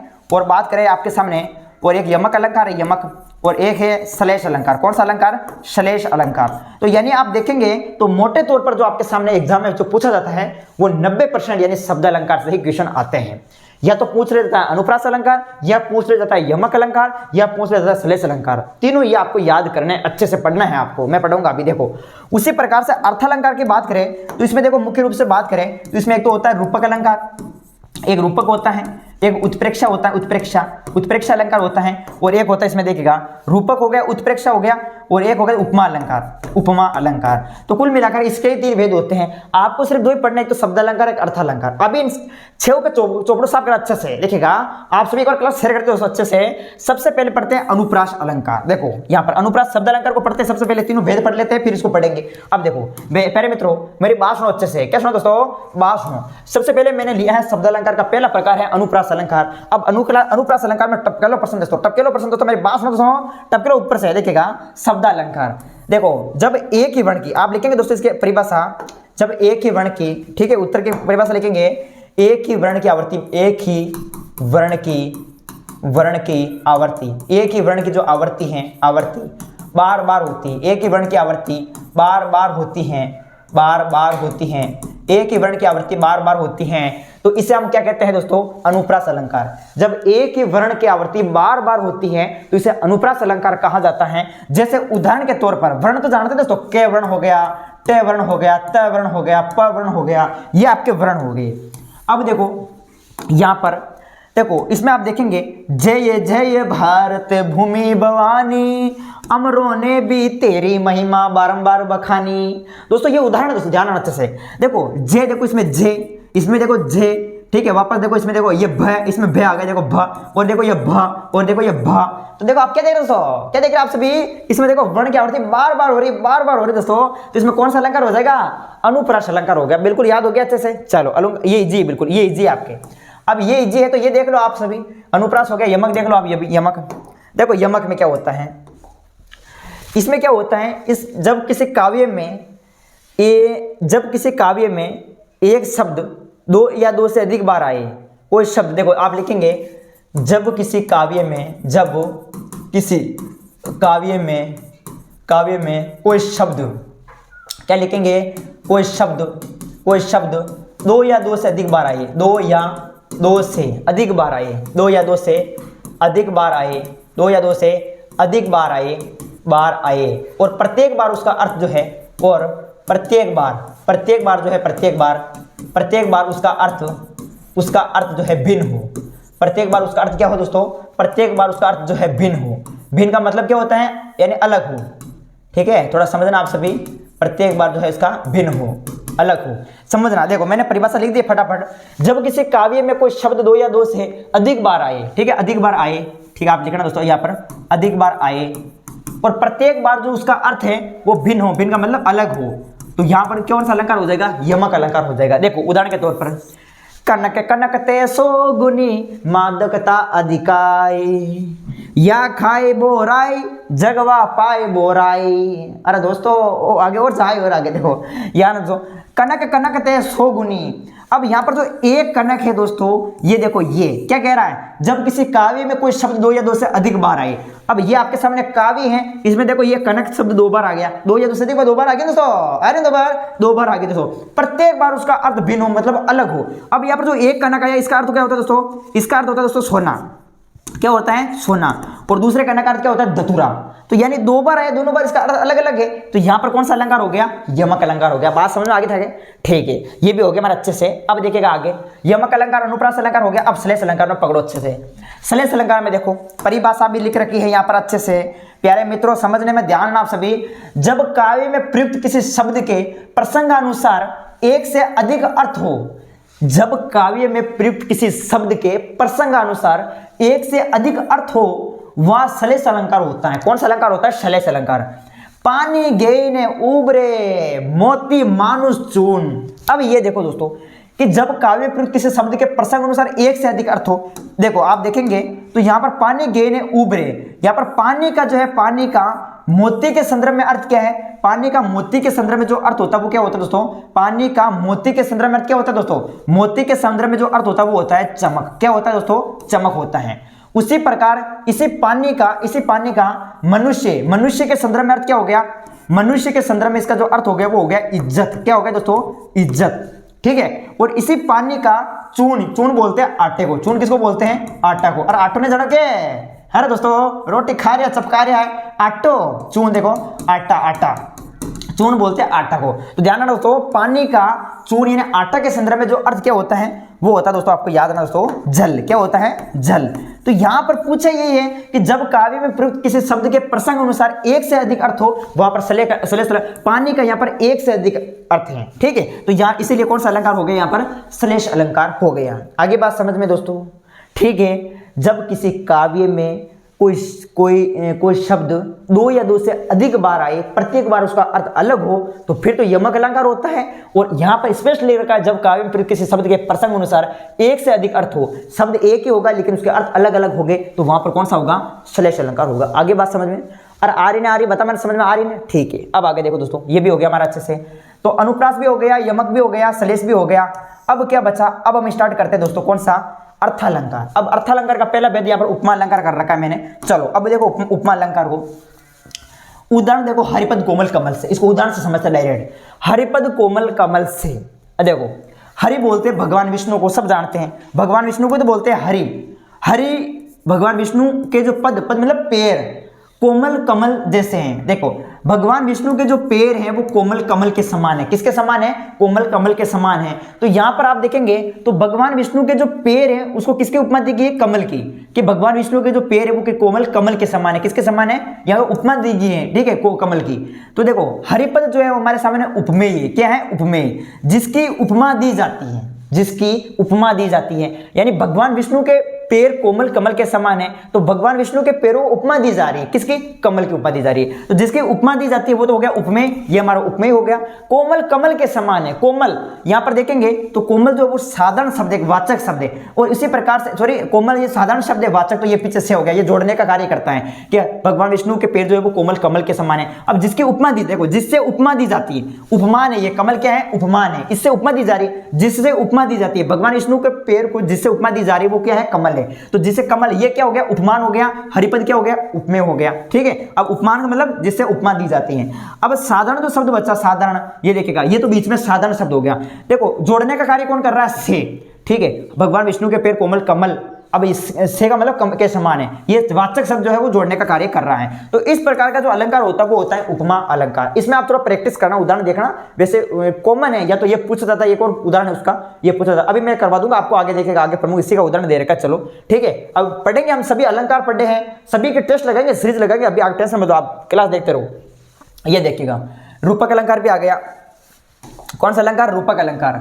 देखो उपमेय और उपमान दोनों को एक रूप में मान लिया जाता है। अभी हमने देखा उपमेय उपमान, अभी देखा था, दोनों को एक मान लिया जाता है, तो वहां पर होता है रूपक अलंकार। ठीक है, जैसे चरण कमल बंधु हरियई, चरण कमल बंधु हरियई, या फिर मैं तो चंद्र खिलौना ले हो। अरे कोने समझ में आयो? मारे तो कोने समझ में आयो? ओ काय कह रही है, हमारे बिल्कुल समझ में कोनी आयो। अरे ये आए देखो, अब देखो दोस्तों ट्रिक देख लो, ट्रिक नीचे। जब पंक्ति में योजक चिन्ह आए और उसके पीछे से, सा, सी जैसे आदि जो है, आदि शब्द ना लगा हो, से, सा, सी जैसे आदि ना लगा हो, तो वहां पर होता है रूपक अलंकार। ठीक है, अब आपके इसके पीछे से सा नजर आ रहा है क्या दोस्तों? से सा नजर आ रहा है? नहीं नजर आ रहा। इसका मतलब ये कौन सा अलंकार है भाई? ये आपका रूपक अलंकार है। ठीक है, पीछे क्या है? से, सा, सी जैसे जो है आदि ना लगा हो, वहां पर होता है रूपक अलंकार। जैसे चरण कमल बंधु हरियई, अब यहाँ पर से नहीं लग रहा है, इसका मतलब डायरेक्ट समझ लेना। और क्या होता है? बीच में योजक होता है, योजक। देखो ये योजक बीच में नजर नहीं आ रहा है, चरण कमल बंधु हरियई, बीच में देखो ये योजक का चिन्ह लगा हुआ है। मैं तो चंद्र खिलौने, योजक जहां भी आपको दिखाई दे योजक चिन्ह, देखो ये योजक लगाओ बीच में, योजक इस प्रकार से दिखाई दे रहा है। अच्छा कोने के तरह है देखो और शब्द दोस्तों, ये योजक चिन्ह लगाओ, इधर भी देखो ये योजक, यहाँ भी योजक। नील कमल से सुंदर नयन, नील कमल से सुंदर नयन, तो ये भी आपका कौन सा? रूपक अलंकार। तो ये बात आपके समझ में आ गई, रूपक अलंकार आ गया समझ में। चलो अब आगे देखिएगा अगला क्वेश्चन। आगे इस रूपक हो गया हमारा, चलो ठीक है, बहुत अच्छी बात है। अब देख लो उत्प्रेक्षा अलंकार। कौन सा अलंकार आपके सामने आया है? उत्प्रेक्षा अलंकार आया। उत्प्रेक्षा, उत्प्रेक्षा को समझो। काव्य में जब कोई, काव्य में प्रश्न देखो अच्छे से, कि काव्य में उपमेय और उपमान की संभावना की जाती है। उपमेय में उपमान की संभावना की जाती है। उपमेय में किसकी संभावना होती है? उपमान की संभावना की जाती है। तथा संभावना हेतु जन्नु, मन्नु, जानो, मानो आदि में से किसी वाचक शब्द का प्रयोग किया जाता है, वह उत्प्रेक्षा अलंकार होता है। जैसे लता भवन ते प्रगट भय, ते अवसर दो भाई, निकले जनु, लिखने जनु, निकसे निकसे जनु, जुग विमल, विदु जलद पटल मिल गई। अब यहाँ पर देखो जनु, जुग, विमल, यहाँ पर जनु, जुग, विदु। अभी देखो जनु, मनु, जनु, ये शब्द आ गए दोस्तों, आपको नजर आ रहा है? जनु है, जुग है, ये शब्द आपको नजर आ रहे हैं, तो इसलिए यहाँ पर कौन सा अलंकार हो जाएगा, उत्प्रेक्षा अलंकार हो जाएगा। ये बात आगे समझ में। चलो आगे देखो, ये हो गया भाषा व्याकरण तो मैंने पढ़ा दिया है। चलो अब और कौन सा बच गया, अब आपका चैप्टर जो बचता है वो कौन सा बचता है दोस्तों आपके, या तो ये बात समझ में आ गई आप सभी के। अब आप देखो शब्द शक्ति, शब्द शक्ति तो टेंशन ही नहीं है, शब्द शक्ति को अभी उदाहरण के साथ समझेंगे, टेंशन मतलब आप उदाहरण भी समझेंगे, अलंकार को भी प्रश्न उत्तर के साथ पढ़ेंगे। अभी देखो परिभाषा, शब्द, सबसे पहले शब्द, तो इसकी परिभाषा क्या है कि शब्द के, आप परिभाषा लिखेंगे कि शब्द के अर्थ का, शब्द के अर्थ का, शब्द के अर्थ का, शब्द के अर्थ का बोध कराने वाली शक्ति, शब्द के अर्थ का बोध कराने वाली शक्ति, शब्द के अर्थ का बोध कराने वाली शक्ति, ठीक है। शब्द के अर्थ का बोध, शब्द के अर्थ का बोध कराने वाली शक्ति को क्या कहते हैं, शब्दालंकार कहते हैं। परिभाषा लिखेंगे कि शब्द के अर्थ का बोध कराने वाली शक्ति को शब्दालंकार कहते हैं। और परिभाषा ये होगी, इसके प्रकार देखते हैं, तो इसके प्रकार कितने होते हैं शब्दालंकार के, तो शब्दालंकार में हम देखते हैं, सॉरी दोस्तों शब्द शक्ति, शब्द के अर्थ का बोध कराने वाली शक्ति को क्या कहते हैं, शब्द शक्ति कहते हैं। अब शब्द शक्ति के प्रमुख प्रकारों की बात करें तो देखो इसमें एक तो अभिधा शब्द शक्ति हो गई, अभिधा शब्द शक्ति, एक अभिधा शब्द शक्ति हो गई, एक आपके लक्षणा शब्द शक्ति हो गई, एक आपके व्यंजना शब्द शक्ति हो गई। लक्षणा और व्यंजना, अभिधा, लक्षणा और व्यंजना, ये तीन शब्द शक्तियां हैं। अभिधा शब्द शक्ति किसे कहते हैं, जिसमें मुख्य अर्थ का बोध होता है, मुख्य अर्थ का जब मुख्य अर्थ निकल जाता है तो वो होती है अभिधा शब्द शक्ति। अर्थ निकलने में थोड़ी बाधा उत्पन्न होती है तो वो होती है लक्षणा शब्द शक्ति, ठीक है। व्यंजना शब्द शक्ति, इसमें देखिएगा, इसमें कोई काव्य दे रखा होगा, उसके अलग अलग अर्थ निकलेंगे, एक व्यक्ति के लिए अलग अलग अर्थ निकलेगा। जैसे अभी बात करते हैं आगे, देखो इसमें देखो साफ साफ बता रखा है, अभिधा शब्द शक्ति मैंने समझा दिया, जिसका प्रमुख साधारण शब्दों में अर्थ निकल जाए, ठीक, जिसमें मुख्य अर्थ का बोध होता है, तो वो होती है अभिधा शब्द शक्ति। जैसे वह तोड़ती पत्थर, वह तोड़ती पत्थर, ये कौन से बिल्कुल इजी, वह तोड़ती पत्थर साधारण से शब्द है, अभिधा शब्द शक्ति हो जाएगी। राम, राम पुस्तक पढ़ता है, राम पुस्तक पढ़ता है, कौन पुस्तक पढ़ रहा है, राम पुस्तक पढ़ रहा है, राम पढ़ रहा है, तो देखो साधारण से शब्द आपको दे रखा होगा तो अभिधा शब्द शक्ति हो जाएगी। लक्षणा शब्द शक्ति थोड़ी अटपटी है, क्या है दोस्तों, थोड़ी अटपटी है। कैसे, लक्षणा शब्द शक्ति में देखिएगा, नोट आप कर लेना दोस्तों, जितने भी आपको मुहावरे दिखाई दे, जितने भी आपको मुहावरे दिखाई दे प्लस जितने भी आपको लोकोक्तियां दिखाई दे, समझ लेना कौन सी शब्द शक्ति हो जाएगी, वो हो जाएगी, आपके नोट में लिखना है अलग से कि मुहावरे लोकोक्तियां कौन सी शब्द शक्ति हो जाएगी, लक्षणा शब्द शक्ति हो जाएगी। जैसे मैं आपको कहूं कि मोहन गधा है, मोहन जो है, मोहन गधा है, ठीक है, गधा है, तो बताओ दोस्तों ये गधा है क्या, नहीं। यहां पर देखिएगा एक इंसान है मोहन, लेकिन यहां पर ऐसे ही बोल रखा है गधा है, गधा का बच्चा गधा हो सकता है। अगर मैं ऐसे ही इसको कहूं कि मोहन जो है, मोहन शेर है, मोहन शेर है, अब आपको पता है भाई शेर अलग हुआ, मोहन अलग हुआ, शेर का बच्चा शेर हो सकता है, लेकिन शेर जो है मोहन, मोहन तो एक आदमी है ना, ये कैसे शेर हो सकते हैं, ठीक है। तो मेरी बात समझ रहे हैं आप सभी, थोड़ा अटपटा, बाकी थोड़ा अटपटा नजर आ रही है, तो यहाँ पर कौन सी शब्द शक्ति हो जाएगी, लक्षणा शब्द शक्ति हो जाएगी। आगे बात समझ में, चलो ज्यादा बात नहीं करूंगा, अभी मैं उदाहरण के साथ समझाऊंगा। देखो व्यंजना शब्द शक्ति मैं उदाहरण के तौर पर लेता हूं, सूर्य अस्त हो चुका है, सूर्य अस्त हो चुका है, वैसे तो ये उदाहरण फेवरेट है, एग्जाम की दृष्टि से इंपॉर्टेंट है, सूर्य अस्त हो चुका है। अब ये जो आपके सामने क्या है, उदाहरण है, ठीक है। अब ये जो दे रखा है आपको, इसमें आप देखेंगे इस वाक्य में सूर्य अस्त हो चुका है, तो देखिएगा अब सूर्य अस्त हो चुका है, अब किसान को घर चलना चाहिए, तो किसान के लिए इसका अलग अर्थ निकलेगा, किसान को घर चलना चाहिए, सूर्य अस्त हो चुका है, खेत में काम कर रहा है किसान, उसको घर चलना चाहिए। उसी प्रकार से मैं कहूं कि सूर्य अस्त हो चुका, उस परिवार का सूर्य अस्त हो चुका है, उस परिवार का सूर्य अस्त हो चुका है, उस परिवार का सूर्य अस्त हो चुका, मतलब उस परिवार में पूरा परिवार उजड़ गया है, मौत हो गई होगी किसी की, तो मतलब अलग अलग अर्थ निकले, एक ही वाक्य के अलग अलग अर्थ निकलते, तो वहां पर कौन सी होती है, व्यंजना शब्द शक्ति। अभी समझेंगे शब्द शक्ति को अच्छे से और उदाहरण के साथ। अब देखो कुछ परिभाषिक शब्दावली देख लेते हैं, ये देखिएगा परिभाषिक शब्दावली यहां पर दे रखा है PACT, पैक्ट, पैक्ट मींस क्या होता है, समझौता, याद रखेंगे। वैसे भी मोस्ट इंपोर्टेंट जो आपके सामने शब्दावली वैसे और देखेंगे, पैक्ट मींस क्या होता है, समझौता। उसी प्रकार से क्यूरम, क्यूरम मींस क्या होता है, गणपूर्ति, क्यूरम मींस क्या होता है, गणपूर्ति। आगे देखो कॉन्फिडेरेक्शन, कॉन्फिडेरेक्शन मींस क्या होता है, कॉन्फिडेरेक्शन मींस होता है परिसंग, क्या होता है, परिसंग। और अडॉप्ट, अडॉप्ट मींस होता है अपनाना, और एबिलिटी मींस होता है योग्यता, एबिलिटी मींस क्या होता है, योग्यता। एडोक मींस क्या होता है, तदर्भ, एडो में तदर्भ, ठीक है। और यूनियन देखो यहाँ पर यूनियन, यूनियन मींस होता है संघ, ठीक है। वैकेंसी मींस होता है, वैकेंसी में रिक्ति। यहाँ पर देखो सर्कुलर मींस होता है परिपत्र, ठीक है। पार्ट टाइम मतलब अंशकाली, ये मेरा अंशकालिक काम है, पार्ट टाइम जॉब करता हूँ, पार्ट टाइम मतलब अंशकालिक। उसी प्रकार से ड्राफ्ट, ड्राफ्ट मींस होता है प्रारूप, ड्राफ्ट मींस क्या होता है दोस्तों, प्रारूप होता है, प्रारूप। तो बताओ दोस्तों ये प्रमुख मोस्ट इंपोर्टेंट परिभाषिक शब्दावली है, ये भी आप याद करें। अब हम जो स्टार्ट करते हैं दोस्तों, अब देखिएगा, अब वापस भाषा व्याकरण लिपि से परिचय से स्टार्ट करते हैं।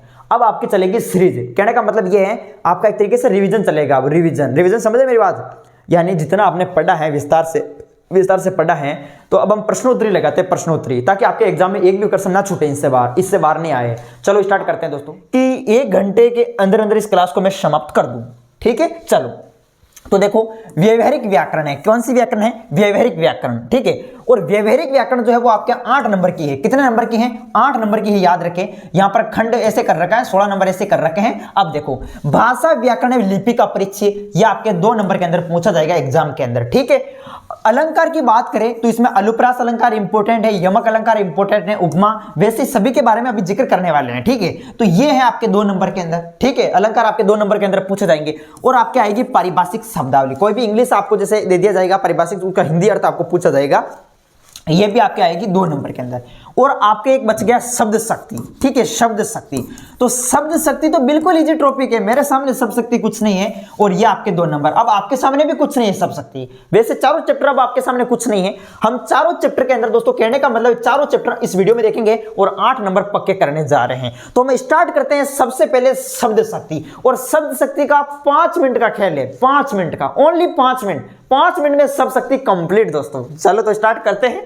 तो दोस्तों सबसे पहले क्या है, हमने उठाया शब्द शक्ति, फिर भाषा व्याकरण को लेंगे, फिर अलंकार को लेंगे, फिर पारिभाषिक शब्दावली। चलो तो स्टार्ट करते हैं। देखिएगा यहां पर मैं ये खाली पेज मैंने आपके सामने ले लिया। हेडिंग लगाओ जल्दी से दोस्तों, हेडिंग लगाओ कॉपी के अंदर, शब्द शक्ति। क्या है? शब्द शक्ति। अब क्यों टेंशन लेते हो आप सभी? जब दोस्तों मुकेश महेंद्र एजुकेशन आपके साथ है तो फिर टेंशन किस बात का दोस्तों? बताओ मुझे कमेंट कर। शब्द शक्ति एग्जाम में प्रश्न बनेगा तो यही से बनेगा, या तो पूछ लेगा शब्द शक्ति किसे कहते हैं, ठीक है, या फिर आपके सामने कोई वाक्य दे दिया जाएगा, फिर पूछा जाएगा कि इनमें से इस वाक्य में कौन से शब्द शक्ति हैं। ऐसे आएगा प्रश्न और इससे बाहर नहीं आएगा। तो देखिएगा सबसे पहले शब्द शक्ति की क्या कर लेते हैं? परिभाषा। ठीक है, क्या कर लेते हैं दोस्तों? परिभाषा। तो परिभाषा में देखो आप लिखेंगे कि देखिएगा शब्द के, मैं इसकी परिभाषा लिख देता हूं। चलो आपके सामने मैं परिभाषा लिख रहा हूं दोस्तों, कि शब्द के अर्थ में, ठीक है, शब्द के अर्थ में बोध कराने वाली शक्ति, ठीक है, शब्द के अर्थ में बोध कराने वाली शक्ति को, शब्द के अर्थ में बोध कराने वाली शक्ति को शब्द शक्ति कहते हैं। क्या, कौन सी शब्द शक्ति कहते हैं दोस्तों? शब्द शक्ति कहते हैं। शब्द के अर्थ में बोध कराने वाली शक्ति जो होती है उसे क्या कहते हैं? शब्द शक्ति कहते हैं। ये परिभाषा आप याद कर लो अच्छे से। परिभाषा याद कर ली, ठीक है, बहुत अच्छी बात है। अब क्या करना है आपको? अब एग्जाम में क्या है, इसके प्रमुख आपको प्रकार भी पूछ लिए जाते हैं कि शब्द शक्ति के प्रकार कौन कौन से हैं। जैसे प्रकार इसके कितने हैं? तो 3 प्रकार हैं। सबसे पहले आपके सामने आएगी अभिधा शब्द शक्ति। कौन सी शब्द शक्ति आएगी? अभिधा शब्द शक्ति आएगी। अभिधा शब्द शक्ति के बाद में बात करते तो आपके सामने आएगी लक्षणा शब्द शक्ति। कौन सी शब्द शक्ति? लक्षणा शब्द शक्ति। लक्षणा शब्द शक्ति के बाद में आपके सामने तीसरे स्थान पर आएगी, वो आएगी अभिधा लक्षणा और व्यंजना शब्द शक्ति। कौन सी शब्द शक्ति? व्यंजना शब्द शक्ति। तो ये आप तीनों याद कर लीजिएगा। इस क्लास के अंदर मैंने क्या कहा? 4 चैप्टर कवर करने वाले हैं, अभिधा, लक्षणा और व्यंजना। ठीक है, अब ये तो हो गए इसके प्रकार और इसकी परिभाषा। अब एग्जाम में हमें एक वाक्य देगा, पूछा जाएगा इसमें कौन सी शब्द शक्ति है। तो देखिएगा अभिधा शब्द शक्ति कहते किससे हैं? देखिएगा कोई भी जब किसी भी वाक्य का बिल्कुल उसका सही अर्थ साधारण शब्दों में, यानी कहने का मतलब है जिसमें मुख्यार्थ का बोध होता है, मुख्यार्थ का बोध होता है, उसे अभिधा शब्द शक्ति कहा जाता है। कहने का मतलब आपके सामने कोई वाक्य दे रखा है, उसका आराम से अर्थ निकल जाए, ठीक है, जिसमें मुख्यार्थ में बाधा उत्पन्न नहीं होती, वो होती है अभिधा शब्द शक्ति। ठीक है, जबकि लक्षणा शब्द शक्ति में क्या होती है? इसमें थोड़ी मुख्यार्थ में बाधा उत्पन्न होती है, ठीक है, इसे लक्षणा शब्द शक्ति कहते हैं। और व्यंजना शब्द शक्ति में क्या होता है? इसमें जैसे अभिधा असमर्थ हो जाती है और लक्षणा भी असमर्थ हो जाती है। व्यंजना शब्द शक्ति में कोई भी आपके सामने एक वाक्य दे रखा होगा, उस वाक्य का अलग अलग अर्थ निकलेगा, हर एक व्यक्ति के लिए अलग अलग अर्थ निकलेगा। ठीक है, अभी बात करने वाले हैं, अभी जिक्र करने वाले हैं। अब एग्जाम में हमें परिभाषा पूछ लेगा, इसके प्रकार पूछ लेगा, तो ये याद कर लो प्रकार और परिभाषा। अब देखते हैं, सबसे पहले उठाते हैं अभिधा शब्द शक्ति को। कौन सी शब्द शक्ति? आपके सामने मैंने ऊपर लिख रखा है शब्द शक्ति। कौन सी शब्द शक्ति? शब्द शक्ति अभिधा शब्द शक्ति। ठीक है, जिसमें सबसे पहले क्या ले लेते हैं? अभिधा शब्द शक्ति को। अभिधा शब्द शक्ति किसे कहते हैं? अभिधा शब्द शक्ति।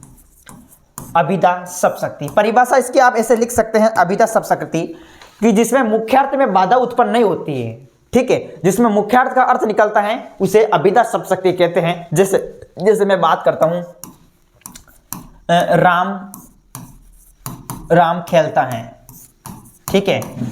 जैसे वह तोड़ती पत्थर, वह तोड़ती पत्थर। या फिर ले लेता हूं मोहन चाय पीता है, चाय पीता है। तो इनमें कौन सी शब्द शक्ति है? इसमें अभिधा शब्द शक्ति। बिल्कुल छोटा सा वाक्य, छोटा सा वाक्य देखो, आप देख रहे हैं छोटा सा वाक्य, राम खेलता है, कौन खेल रहा है? राम खेलता है। वह तोड़ती, कौन तोड़ती पत्थर? वे कौन? लड़की हो सकता है, लड़का हो सकता है। मोहन चाय पीता है, मोहन चाय कौन पीता है? मोहन पीता है। यानी बिल्कुल साधारण सा सेंटेंस जिसका मुख्यार्थ में बाधा उत्पन्न नहीं होती, बिल्कुल जिनका सही स्पष्ट तरीके से अर्थ निकल रहा है, वो होगी अभिधा शब्द शक्ति। ऐसे समझ लो आप। अब यहीं पर मैं बात कर लेता हूं, आपके सामने, लक्षणा शब्द शक्ति। ठीक है, आपको सिर्फ यही याद रखना, देखिएगा लक्षणा शब्द शक्ति। कौन सी शब्द शक्ति? लक्षणा शब्द शक्ति। अब इसको ध्यान करो, ये एग्जाम में पूछे जाते हैं, अभी तक तो नहीं पूछे जाते, ये बार बार पूछे जाते हैं लक्षणा, या तो लक्षणा और या व्यंजना, लेकिन अधिकतर यही पूछे जाते हैं लक्षणा। लक्षण शब्द शक्ति में क्या होता है? मुख्यार्थ में बाधा उत्पन्न होती है। मुख्यार्थ में बाधा कैसे? जैसे मैं कहूं आपको, जैसे रमेश शेर है। कौन शेर है? रमेश शेर है। अब आप कहेंगे भाई कौन शेर है? रमेश शेर है। इसमें इसका मतलब बिल्कुल साधारण सा वाक्य, इसमें अभिधा शब्द शक्ति हो जाएगी। नहीं दोस्तों, रमेश शेर है। क्या रमेश शेर हो सकता है? बताओ आप सभी। शेर किसको कहते हैं? L-I-O-N, लोइन में शेर। अब लोइन का बच्चा, शेर का बच्चा शेर हो सकता है, शेरनी का बच्चा शेर हो सकता है, बट यहाँ पर जो रमेश है वो इंसान है। क्या है? इंसान है, मानव है, ये कभी शेर नहीं हो सकता। ठीक है, इसमें लक्षणा शब्द शक्ति हो जाएगी। मैं अगर आपको कहूं कि जैसे मैं आपको कहूं सोहन कुत्ता है, तो बताइएगा कुत्ता सोहन हो सकता है? नहीं। कुत्ते का बच्चा कुत्ता हो सकता है, लेकिन ये नहीं हो सकता। ठीक है, तो कहने का मतलब है इस प्रकार से अटपट वाक्य है दोस्तों। ठीक है, समझ रहे हैं? जिसमें मुख्यार्थ में बाधा उत्पन्न हो रही है, वो अपनी कौन सी शब्द शक्ति होगी? लक्षणा शब्द शक्ति होगी। मैं आपके सामने उदाहरण और लूं दोस्तों, ये तो आपको याद रखना है। ठीक है, ये समझ में आ गया आप सभी के। मैं जैसे बात करता हूं, जितने भी आपके सामने, मैं एक ट्रिक बता रहा हूं, ट्रिक है आपके सामने। जितने भी लोकोक्तियां, क्या? जितने भी लोकोक्तियां, जितने भी मुहावरे अगर प्रश्न के अंदर दे रखे हैं, यहां पर सेंटेंस में अगर वाक्य में दे रखे हैं, तो समझ लेना कौन सी शब्द शक्ति होगी? लक्षणा शब्द शक्ति होगी। मैं आपको कहता हूं आंखों का तारा, राम आंखों का तारा है। कौन सी शब्द शक्ति है? सीधा आंसर आना चाहिए, लक्षणा शब्द शक्ति है। क्यों? क्योंकि हमने देखा जितने भी मुहावरे, जितने लोकोक्तियां, सब किसमें आएगी? लक्षणा शब्द शक्ति में।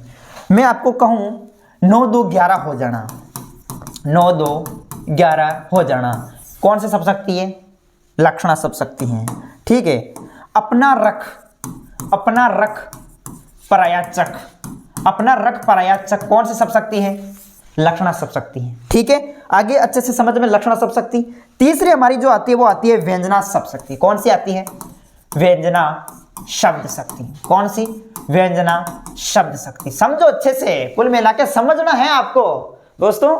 अगर पूरे नंबर चाहिए आपको, तो मेरी तरह अच्छे से आपको मैं समझा रहा हूं, इसी तरीके से आप अच्छे से नोट करते रहना। व्यंजना शब्द शक्ति में क्या होता है? इसमें जैसे मैं आपके सामने बात करता हूं, जैसे सूर्य अस्त हो चुका है, कौन सी शब्द शक्ति है? बताओ। तो इसमें होगी व्यंजना शब्द शक्ति। कैसे? ऐसे देखिएगा, सूर्य अस्त हो चुका है। अब ये जो आपके सामने वाक्य नजर आ रहा है, सूर्य अस्त हो चुका है अब इसका जो अर्थ है वो हर एक व्यक्ति के लिए अलग अलग अर्थ निकल रहा है।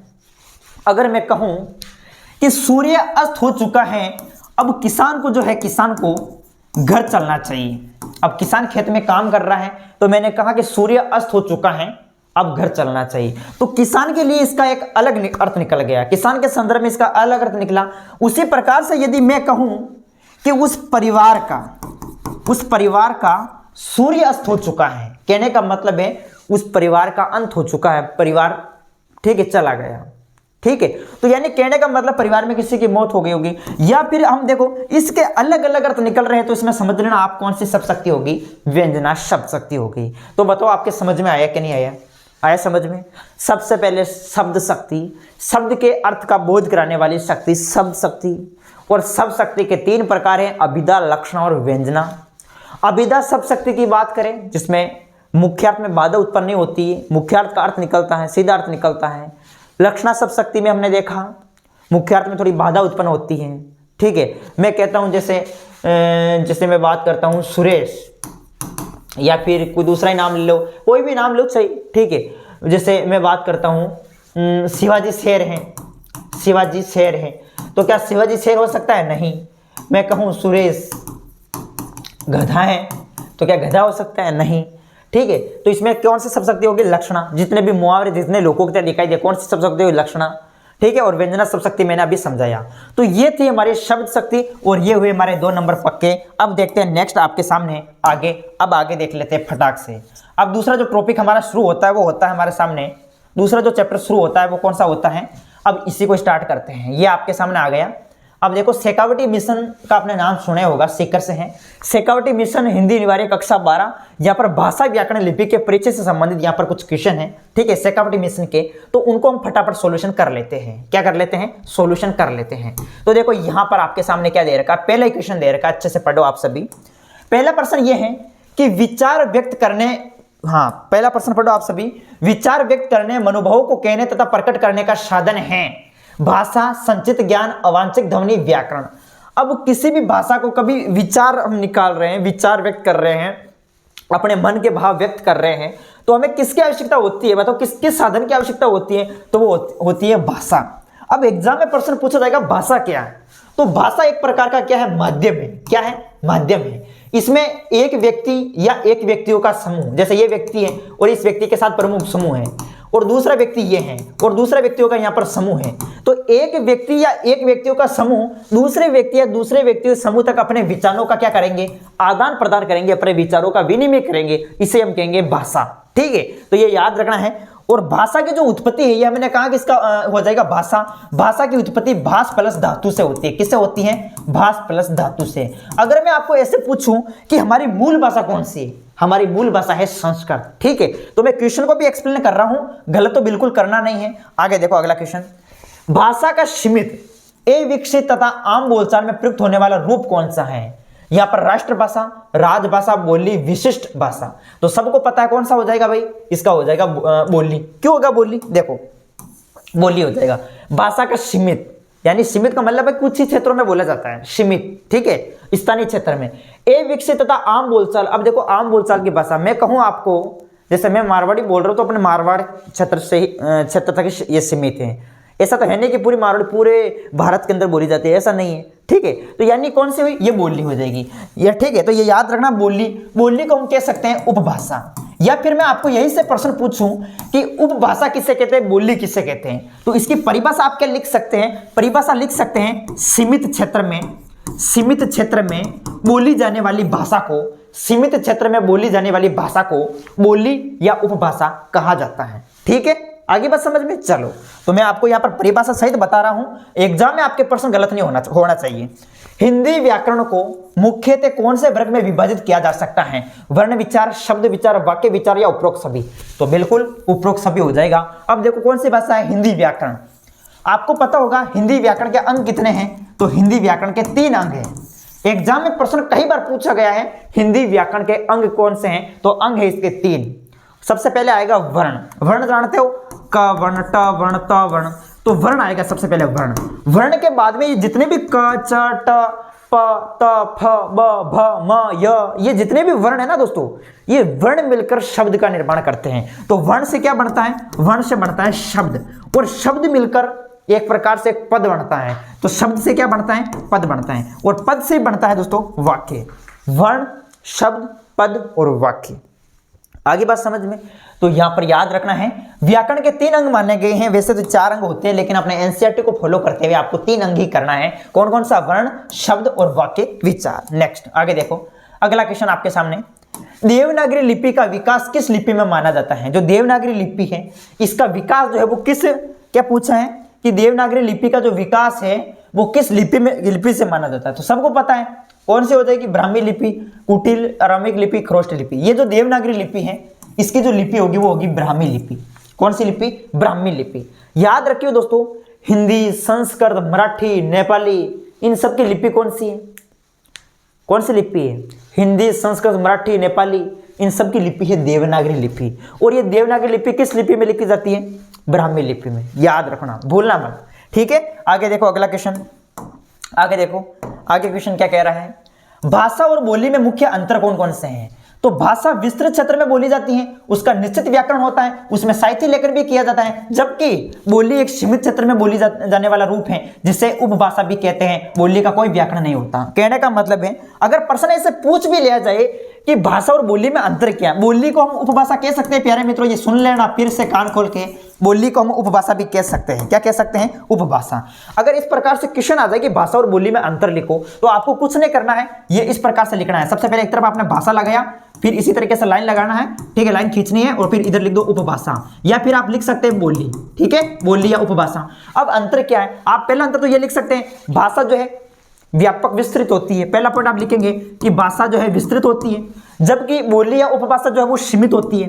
ठीक है, कुछ ही क्षेत्र में बोली जाती है। और दूसरा पॉइंट आप लिखेंगे कि भाषा का अपना एक व्याकरण होता है। भाषा का क्या होता है? अपना व्याकरण होता है, जबकि उपभाषा का कोई व्याकरण नहीं होता है। ये आप लिखेंगे, उपभाषा बोली का कोई व्याकरण नहीं होता है।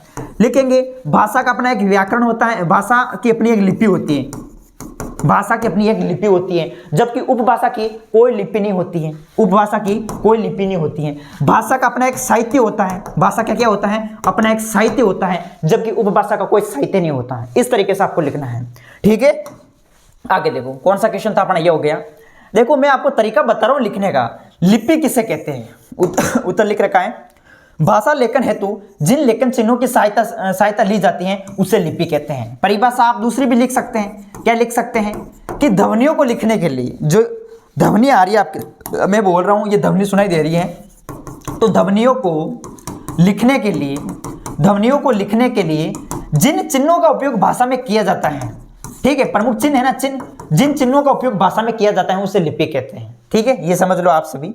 चलो आगे देखो अगला क्वेश्चन। भाषा लेखन तो जिन ये हो गया। राष्ट्रभाषा किसे कहते हैं? राष्ट्रभाषा वे भाषा जो एक देश या राष्ट्र के अधिकांश लोगों द्वारा बोली तथा समझी जाती है, उस राष्ट्र की संस्कृति से संबंधित होती है, उसे राष्ट्रभाषा कहते हैं या राष्ट्रभाषा कहलाती है। तो प्यारे मित्रों, ये प्रश्न भी आप अच्छे से याद रखना। राष्ट्रभाषा वाला भी पूछा जाए तो लिखना है, वे भाषा जो एक देश या राष्ट्र के अधिकांश लोगों द्वारा बोली जाती है, समझी जाती है, उसे राष्ट्र की संस्कृति से संबंधित होती है, वे राष्ट्रभाषा कहलाती हैं। ठीक है, हाँ, इसके अलावा राष्ट्रभाषा को हम राजभाषा कह सकते हैं। आगे देखो अगला क्वेश्चन, हिंदी भाषा में हिंदी व्याकरण की उपयोगिता बताइए। वैसे ऐसा प्रश्न नहीं पूछा जाता, फिर भी बाई चांस पूछ लिया जाए। वैसे प्रश्न सब नोट करेंगे ये आप सभी।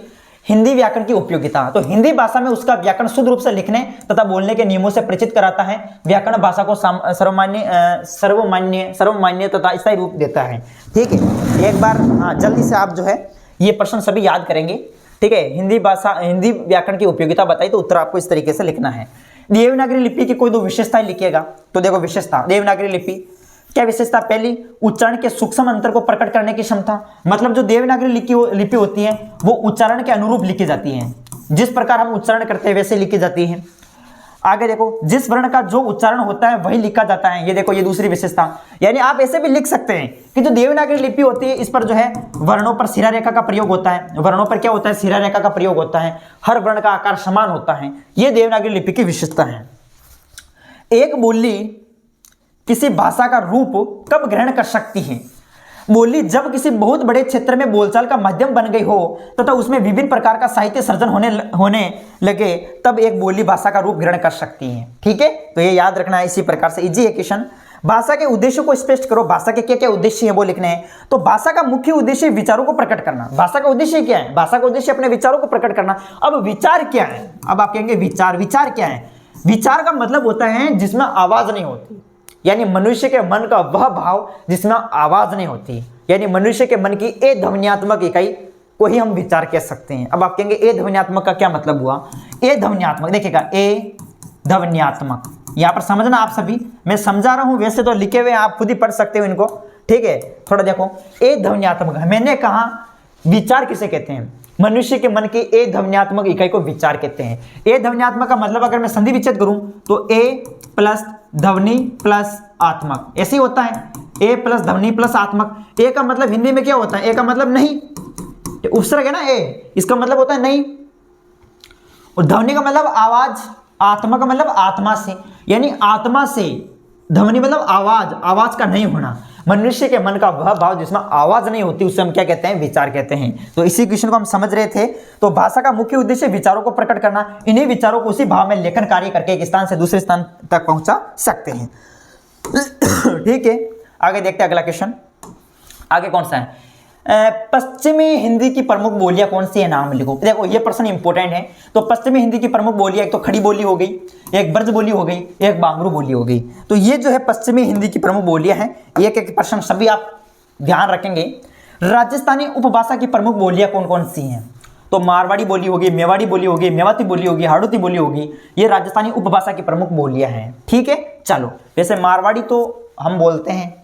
ठीक है, चलो आगे देखो, देवनागरी लिपि किन भाषाओं की लिपि है, तो हिंदी होगी, संस्कृत होगी, नेपाली होगी, मराठी होगी, कोंकणी होगी। अब देखो एग्जाम में और प्रश्न क्या क्या बनता है, और प्रश्न क्या बनता है, आप ये तो आपको पता चल गया ना भाई, देवनागरी लिपि किन लिपियों में, देवनागरी लिपि जो है वो किन भाषाओं की लिपि है, हिंदी, संस्कृत, मराठी, नेपाली, कोंकणी। अगर ये भी याद रखना साथ साथ में, फिर आप कहते नहीं हो कि भाई हाँ, तो देखो यहाँ पर ये मैंने कुछ बोल दिए नहीं, आप बांगरू भी लिख सकते हो, बुंदेली भी लिख सकते हो, कन्नौजी भी लिख सकते हो, ब्रज भी लिख सकते हो, खड़ी बोली भी लिख सकते हो। ये पश्चिमी हिंदी की प्रमुख बोलियां हैं। ठीक है, मैंने यहाँ पर 3 बता दी, बाकी आपको पूरे याद रखने हैं। चलो वैसे 4-5 जो भी है वो आप याद कर लेना। मैंने यहाँ पर कहा कि हिंदी, संस्कृत, मराठी, नेपाली, इनकी जो लिपि है वो देवनागरी लिपि है। अगर मैं कहूँ पंजाबी भाषा की कौन सी लिपि है, पंजाबी भाषा की, तो पंजाबी भाषा की लिपि है गुरुमुख लिपि। कौन सी लिपि है, गुरुमुख लिपि है। अगर मैं आपको कहूँ अगर आपको कहूँ अंग्रेजी भाषा की कौन सी लिपि है, तो आप कहेंगे अंग्रेजी की रोमन लिपि है। सबको याद होनी चाहिए, अंग्रेजी की रोमन, पंजाबी की गुरुमुख हो गई, अंग्रेजी की रोमन हो गई। उर्दू की कौन सी लिपि है, उर्दू की फारसी लिपि है। सब जानते हैं उर्दू की फारसी लिपि है, तो ये याद रखो अच्छे से। ठीक है, चलो, तो भाषा से संबंधित अब आपके क्वेश्चन गलत नहीं होगा। भाषा से संबंधित मैं एक और प्रश्न बता देता हूँ। आपको पूछा जाए, बाई चांस देखिएगा, पूछ लिया जाए भाषा के प्रकार कितने हैं। भाषा के 2 ही प्रकार हैं, एक है मौखिक भाषा, एक है आपके सामने लिखित भाषा। एक तो है मौखिक, एक है लिखित। थोड़ा सा देखो, ये चैप्टर वैसे कंप्लीट होने जा रहे हैं, तो मैं इसको यहाँ पर थोड़ा समझा देता हूँ अच्छे से। ठीक है, हाँ, तो यहाँ पर ये भाषा चैप्टर जो है वो कंप्लीट हुआ, भाषा चैप्टर आपका कंप्लीट हुआ। तो थोड़ा सा मैं इसको समझा देता हूँ अच्छे से, देखिएगा। इस चैप्टर में आपको और क्या क्या याद रखना है, भाषा की परिभाषा याद रखनी है कि भाषा वह माध्यम होता है जिसमें व्यक्ति अपने विचारों का आदान प्रदान करता है, उसे भाषा कहते हैं।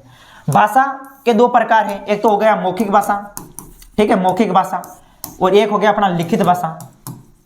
एनसीईआरटी को फॉलो करते हुए 2 ही प्रकार करेंगे, बाकी तो भाषा के 3 प्रकार होते हैं। एक कौन सा होता है, सांकेतिक भाषा भी होता है। मौखिक भाषा में क्या होता है, इसमें व्यक्ति अपने मुख से बोलता है, यानी मुख द्वारा बोली जाने वाली भाषा को हम मौखिक भाषा कह सकते हैं। यानी जब व्यक्ति अपने विचारों का आदान प्रदान बोलकर करता है और प्राप्त करता है उसे सुनकर ग्रहण करता है, तो वो हमारी मौखिक भाषा होगी। जैसे मैं बात करता हूँ अध्यापक, अब जैसे अध्यापक कक्षा को पढ़ा रहा है, तो इसका मतलब अध्यापक और कक्षा के बीच, प्रमुख बच्चों के बीच क्या हो रही है, मौखिक भाषा। ठीक है, जैसे अध्यापक कक्षा को पढ़ा रहा है, इसका मतलब अध्यापक बोल रहा है और प्राप्त करता है, यानी जो बच्चे होते हैं वो सुन रहे हैं, तो हमारे बीच कौन सी भाषा हुई, मौखिक भाषा हुई। लिखित भाषा में क्या होता है, इसमें व्यक्ति अपने विचारों का आदान प्रदान लिखकर करता है। अब आप कहेंगे भाई विचारों का आदान प्रदान लिखकर कैसे, लिखकर जैसे देखिएगा, विचार का मतलब तो समझ गए, जिसमें आवाज नहीं होती, मेरे मन का क्या भाव चल रहे हैं, ठीक है, आपके माइंड में क्या चल रहा है, वही आपका विचार है। ठीक है, तो देखो लिखित में क्या है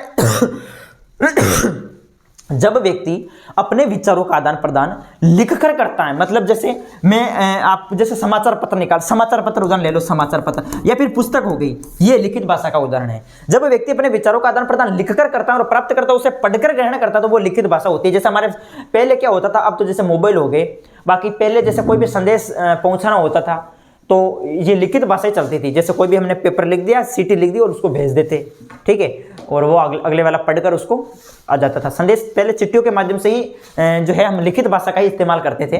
तो ये मौखिक और लिखित आपको याद रखना है, ये प्रश्न भी पूछा जा सकता है एग्जाम में। और तो क्या है, ये हो गया अपना कंप्लीट। और भाषा उपभाषा में अंतर, वो भी थोड़ा ध्यान रखना, भाषा और बोली में क्या अंतर मैंने भी बताया आपको, ठीक है। बाकी तो इस चैप्टर से ये प्रश्न बनते हैं। और प्रमुख लिपि याद रखना, लिपि किसे कहते हैं कि ध्वनियों को लिखने के लिए जिन चिन्हों का उपयोग भाषा में किया जाता है उसे लिपि कहते हैं। हिंदी, संस्कृत, मराठी, नेपाली इनकी कौन सी लिपि है? देवनागरी है, उर्दू की फारसी है, पंजाबी की गुरमुखी है। ऐसे याद रखना चाहिए आपको। अंग्रेजी की रोमन लिपि है। चलो तो भाषा, ये हमारे 2 नंबर अभी पक्के हो गए हैं। 2 नंबर अभी हमारे क्या हो गए? पक्के हो गए। अब प्रमुख आगे देख लेते हैं।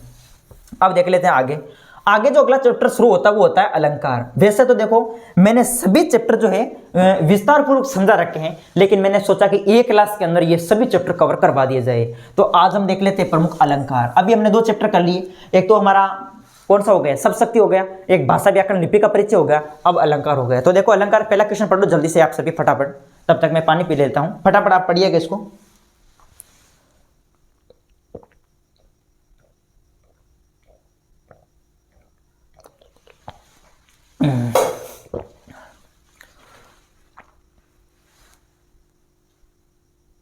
हाँ ठीक है, तो पढ़ा आपने दोस्तों? पढ़ लिया होगा आपने। देखो पहला क्वेश्चन क्या है? जब एक ही वर्ण, हाँ क्या पूछा है आपको? पूछा है जब एक ही शब्द 2 या 2 से अधिक बार आए, भिन्न भिन्न अर्थों में प्रयुक्त हो, तो कौन सा अलंकार माना जाता है? आप बताओ। पढ़ लिया होगा क्वेश्चन। कौन सा अलंकार माना जाएगा?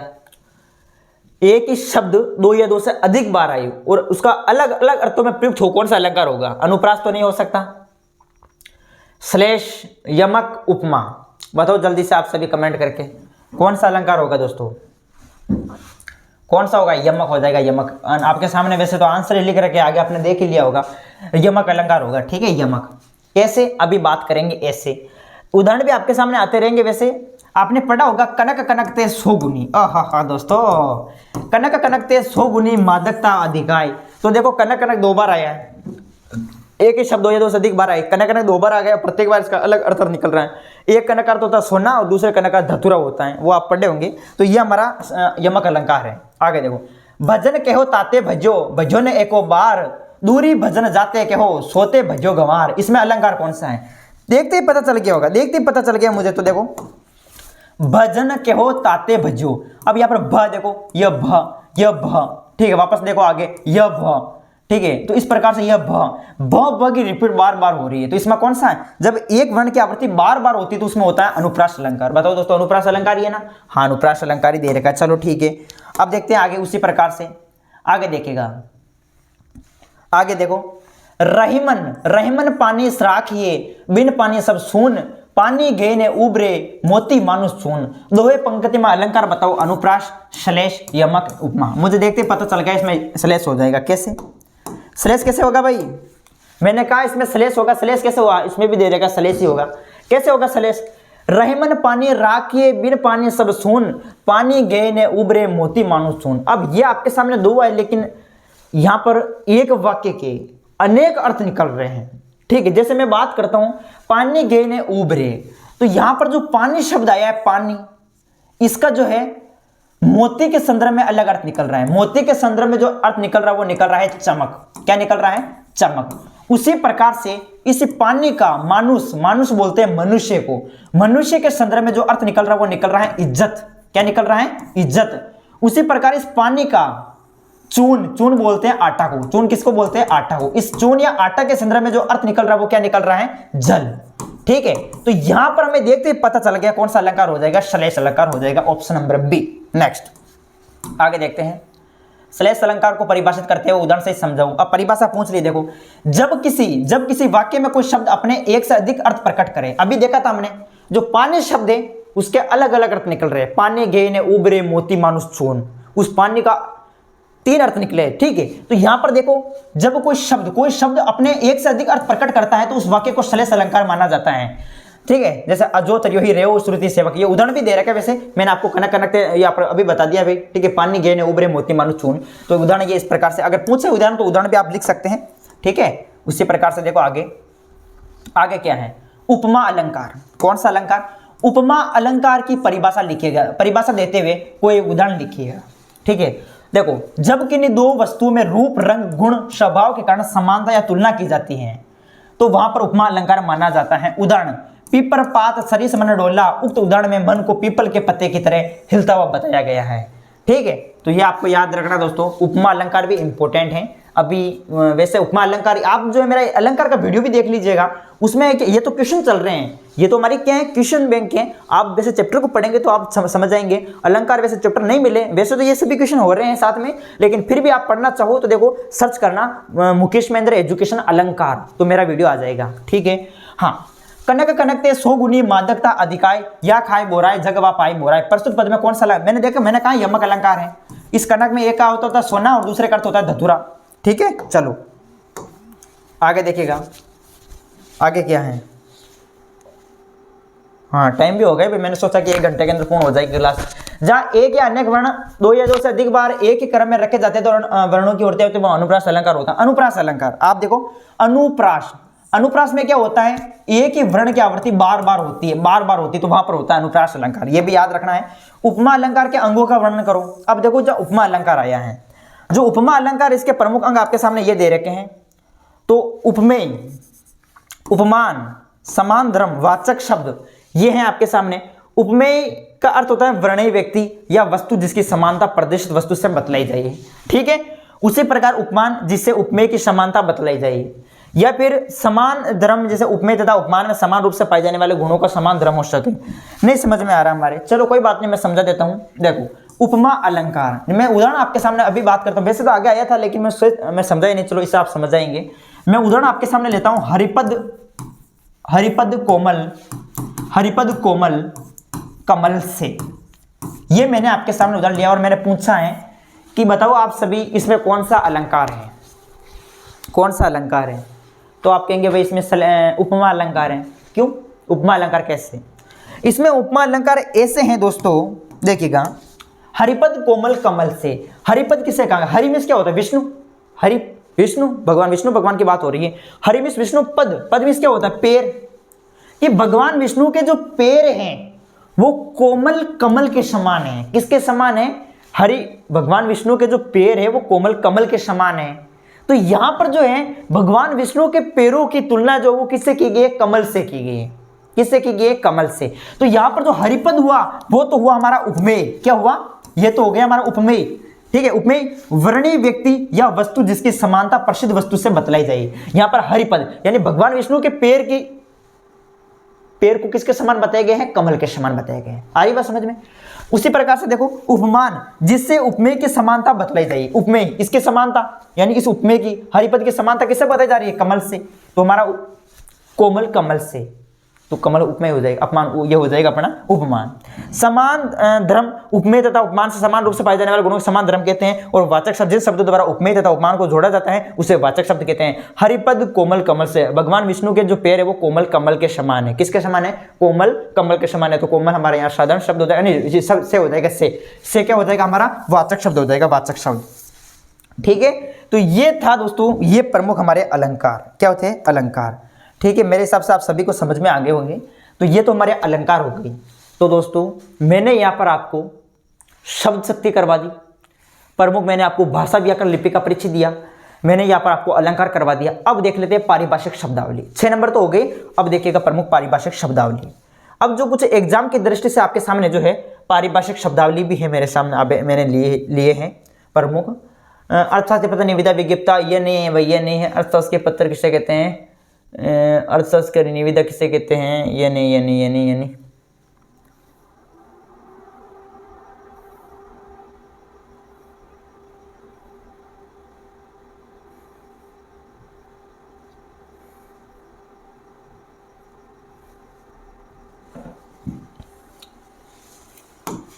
अब है आपके सामने दोस्तों पारिभाषिक शब्दावली, ठीक है। पारिभाषिक शब्दावली, तो देखो पारिभाषिक शब्दावली, अडोक शब्द का हिंदी अर्थ है। ऐसे परिभाषिक शब्दावली पूछी जाएगी। जो अडोक शब्द है इसका हिंदी अर्थ है अधिनियम, कार्यवाही, तदर्भ, लेखाकार। राइट आंसर हो जाएगा इसका तदर्भ। कैसे? जो अडोक है, अडोक, इसका जो हिंदी अर्थ है वो है तदर्भ, या फिर हम कह सकते हैं अनौपचारिक, ठीक है, अनौपचारिक या तदर्भ। आप देख सकते हैं आगे यहाँ पर है डिस्पोजल शब्द का हिंदी अर्थ है समवाद, निष्पादन, प्रारूप, कर्तव्य भर। तो इसका अर्थ हो जाएगा दोस्तों निष्पादन।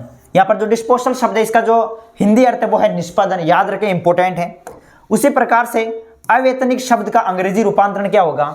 होस्ट होगा, या होमेज या हिंट या फिर यहाँ पर हुनारी, तो ये हो जाएगा दोस्तों। ठीक है, ये अपना हो जाएगा ऑप्शन नंबर डी, डी इसका राइट हो जाएगा। उसी प्रकार सशक्तिकरण शब्द का अंग्रेजी रूपांतरण क्या है? तो सशक्तिकरण शब्द का जो अंग्रेजी रूपांतरण है वो यहाँ पर हो जाएगा ये। ठीक है, ये हो जाएगा अपना एम्पावरमेंट, ये हो जाएगा दोस्तों सशक्तिकरण शब्द का प्रमुख अंग्रेजी रूपांतरण। तो ये कुछ आपके सामने जैसे आपको तरीका बता रखा कि भाई इस तरीके से एग्जाम में प्रश्न पूछे जाएंगे। तो ये चारों तो वैसे आप याद कर लेना। अब 39 आपके सामने 39 जो है पारिभाषिक शब्दावलियां हैं उनको भी देख लेते हैं, जो कि एग्जाम की दृष्टि से काफी महत्वपूर्ण है। ठीक है, फटाफट देख लेते हैं एक बार जल्दी से। तो देखो ये है आपके सामने कुछ महत्वपूर्ण पारिभाषिक शब्दावलियां, पढ़ो इसको आप सभी। आपके सामने दे रखा है हेरिलेस। हेरिलेस मतलब क्या होता है दोस्तों? इसका हिंदी अर्थ हो जाएगा पारिभाषिक लावारिस। क्या हो जाएगा? हेरिलेस मींस लावारिस। ठीक है, याद रखना, भूलना मत। यहाँ पर ग्रैंड, ग्रैंड मींस होता है दोस्तों अनुदान। क्या होता है? अनुदान, याद रखना।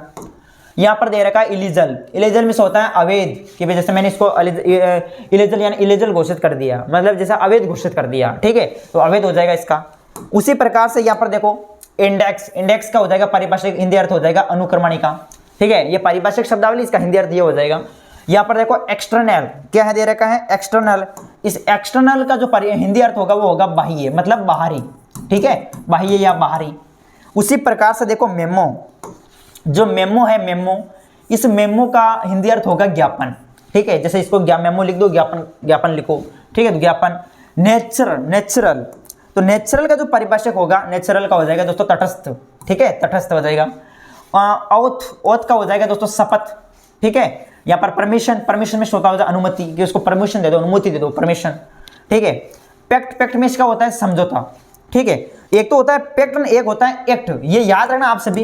एक तो होता है पैक्ट, एक होता है एक्ट। एक्ट में होता है अधिनियम। एक्ट में क्या होता है? एक्ट में होता है अधिनियम, और पैक्ट में होता है समझौता। तो ये प्रश्न भी याद रखें। यहाँ पर दे रखा ऑब्जर्वर, तो ऑब्जर्वर में होता है प्रेक्षक। यहाँ पर क्यूरम दे रखा, क्यूरम में गणपूर्ति। यहाँ पर दे रखा है रिक्रूटमेंट, रिक्रूटमेंट में याद रखना भर्ती होता है, रिक्रूटमेंट में भर्ती। ठीक है, रजिस्टर, रजिस्टर में होता है पंजीका। उसी प्रकार ट्रिब्यूनल, ट्रिब्यूनल में होता है अधिकरण। वैलिड में होता है विधिमान्य। ठीक है, वारंट में क्या होता है? अधिपत्र। जोन में याद रखना अंचल, और विटनेस में गवाह। तो ये भी जो कुछ परिभाषिक शब्दावली है ये तो आपको याद होनी चाहिए, ये एग्जाम की दृष्टि से मोस्ट है दोस्तों। ठीक है, आगे देखते हैं। उसी प्रकार से आगे देखेगा, आगे क्या बता रखा है। हाँ, तो देखो आगे देख लेते फटाफट। आगे देखो इसमें, यहाँ पर देखो विटनेस तक तो हो गया ना भाई, वारंट हो गया, जॉन विटनेस। यहाँ पर देखो विटनेस का याद रखना गवाह हो जाएगा, गवाह। उसी प्रकार से देखो यहाँ पर फाइनेंशियल, फाइनेंशियल में होता है वित्तीय। ठीक है, फाइनेंशियल में क्या होता है दोस्तों? वित्तीय। फाउंड, फाउंड में क्या होता है? फाउंड में होता है निधि। ठीक है, निधि। तो ये याद रखना है। प्रमुख 22 प्रमुख पारिभाषिक शब्दावलियां है आपके सामने।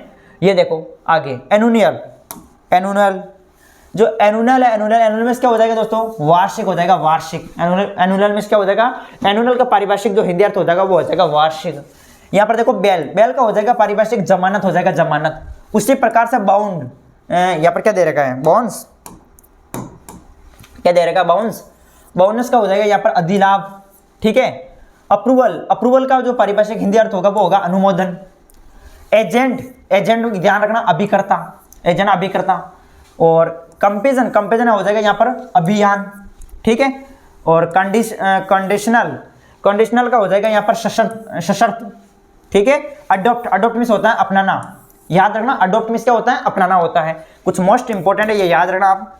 इसी प्रकार से देखो बजट, ये भी इंपॉर्टेंट है। बजट, बजट भी पूछे जाते हैं कई बार। बजट, बजट क्या हो जाएगा यहाँ पर? आयव्यय हो जाएगा, आयव्यय क्या? बजट।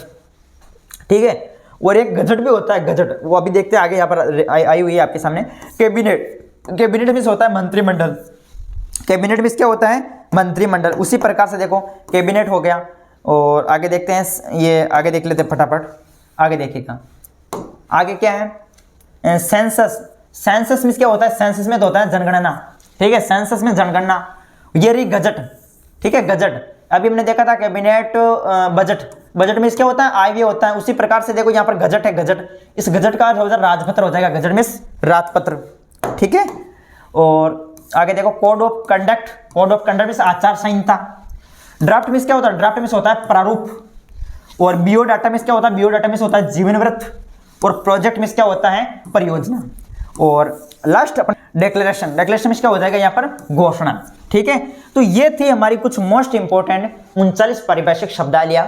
इस वीडियो के अंदर हमने सबसे पहले शब्द शक्ति, फिर हमने अलंकार, ठीक है, अलंकार के बाद में भाषा व्याकरण लिपि परिचय, और ये अपना पारिभाषिक शब्दावलियां अच्छे से कवर की, और ये हमारे 8 नंबर पक्के हुए। क्लास आपको कैसी लगी? अगर अच्छी लगे तो लाइक करें और चैनल पर नहीं तो सब्सक्राइब करें। और हाँ दोस्तों, आप जो है सीरीज जरूर खरीद लीजिएगा, 30 रुपये में आपको सीरीज मिलेगी, उस सीरीज को अच्छे से पढ़ लेना है। अगर आपको पूरे में से पूरे नंबर चाहिए तो मेरे द्वारा तैयार है, वो पूरी सीरीज हस्तलिखित है, ठीक है, वो आपको व्हाट्सएप पर मिलेगी, 30 रुपये उसकी प्राइस है। आपको चाहिए तो नीचे व्हाट्सएप नंबर दे रखे, मैसेज हमें कर सकते हैं। उसमें क्या है कि चैप्टर वाइज इंपॉर्टेंट क्वेश्चन मिलेंगे, पूरी व्याकरण मिलेगी, मेरे द्वारा लिखित है, हस्तलिखित, ठीक है, इंपॉर्टेंट क्वेश्चन आंसर। ओके, जय हिंद, जय भारत।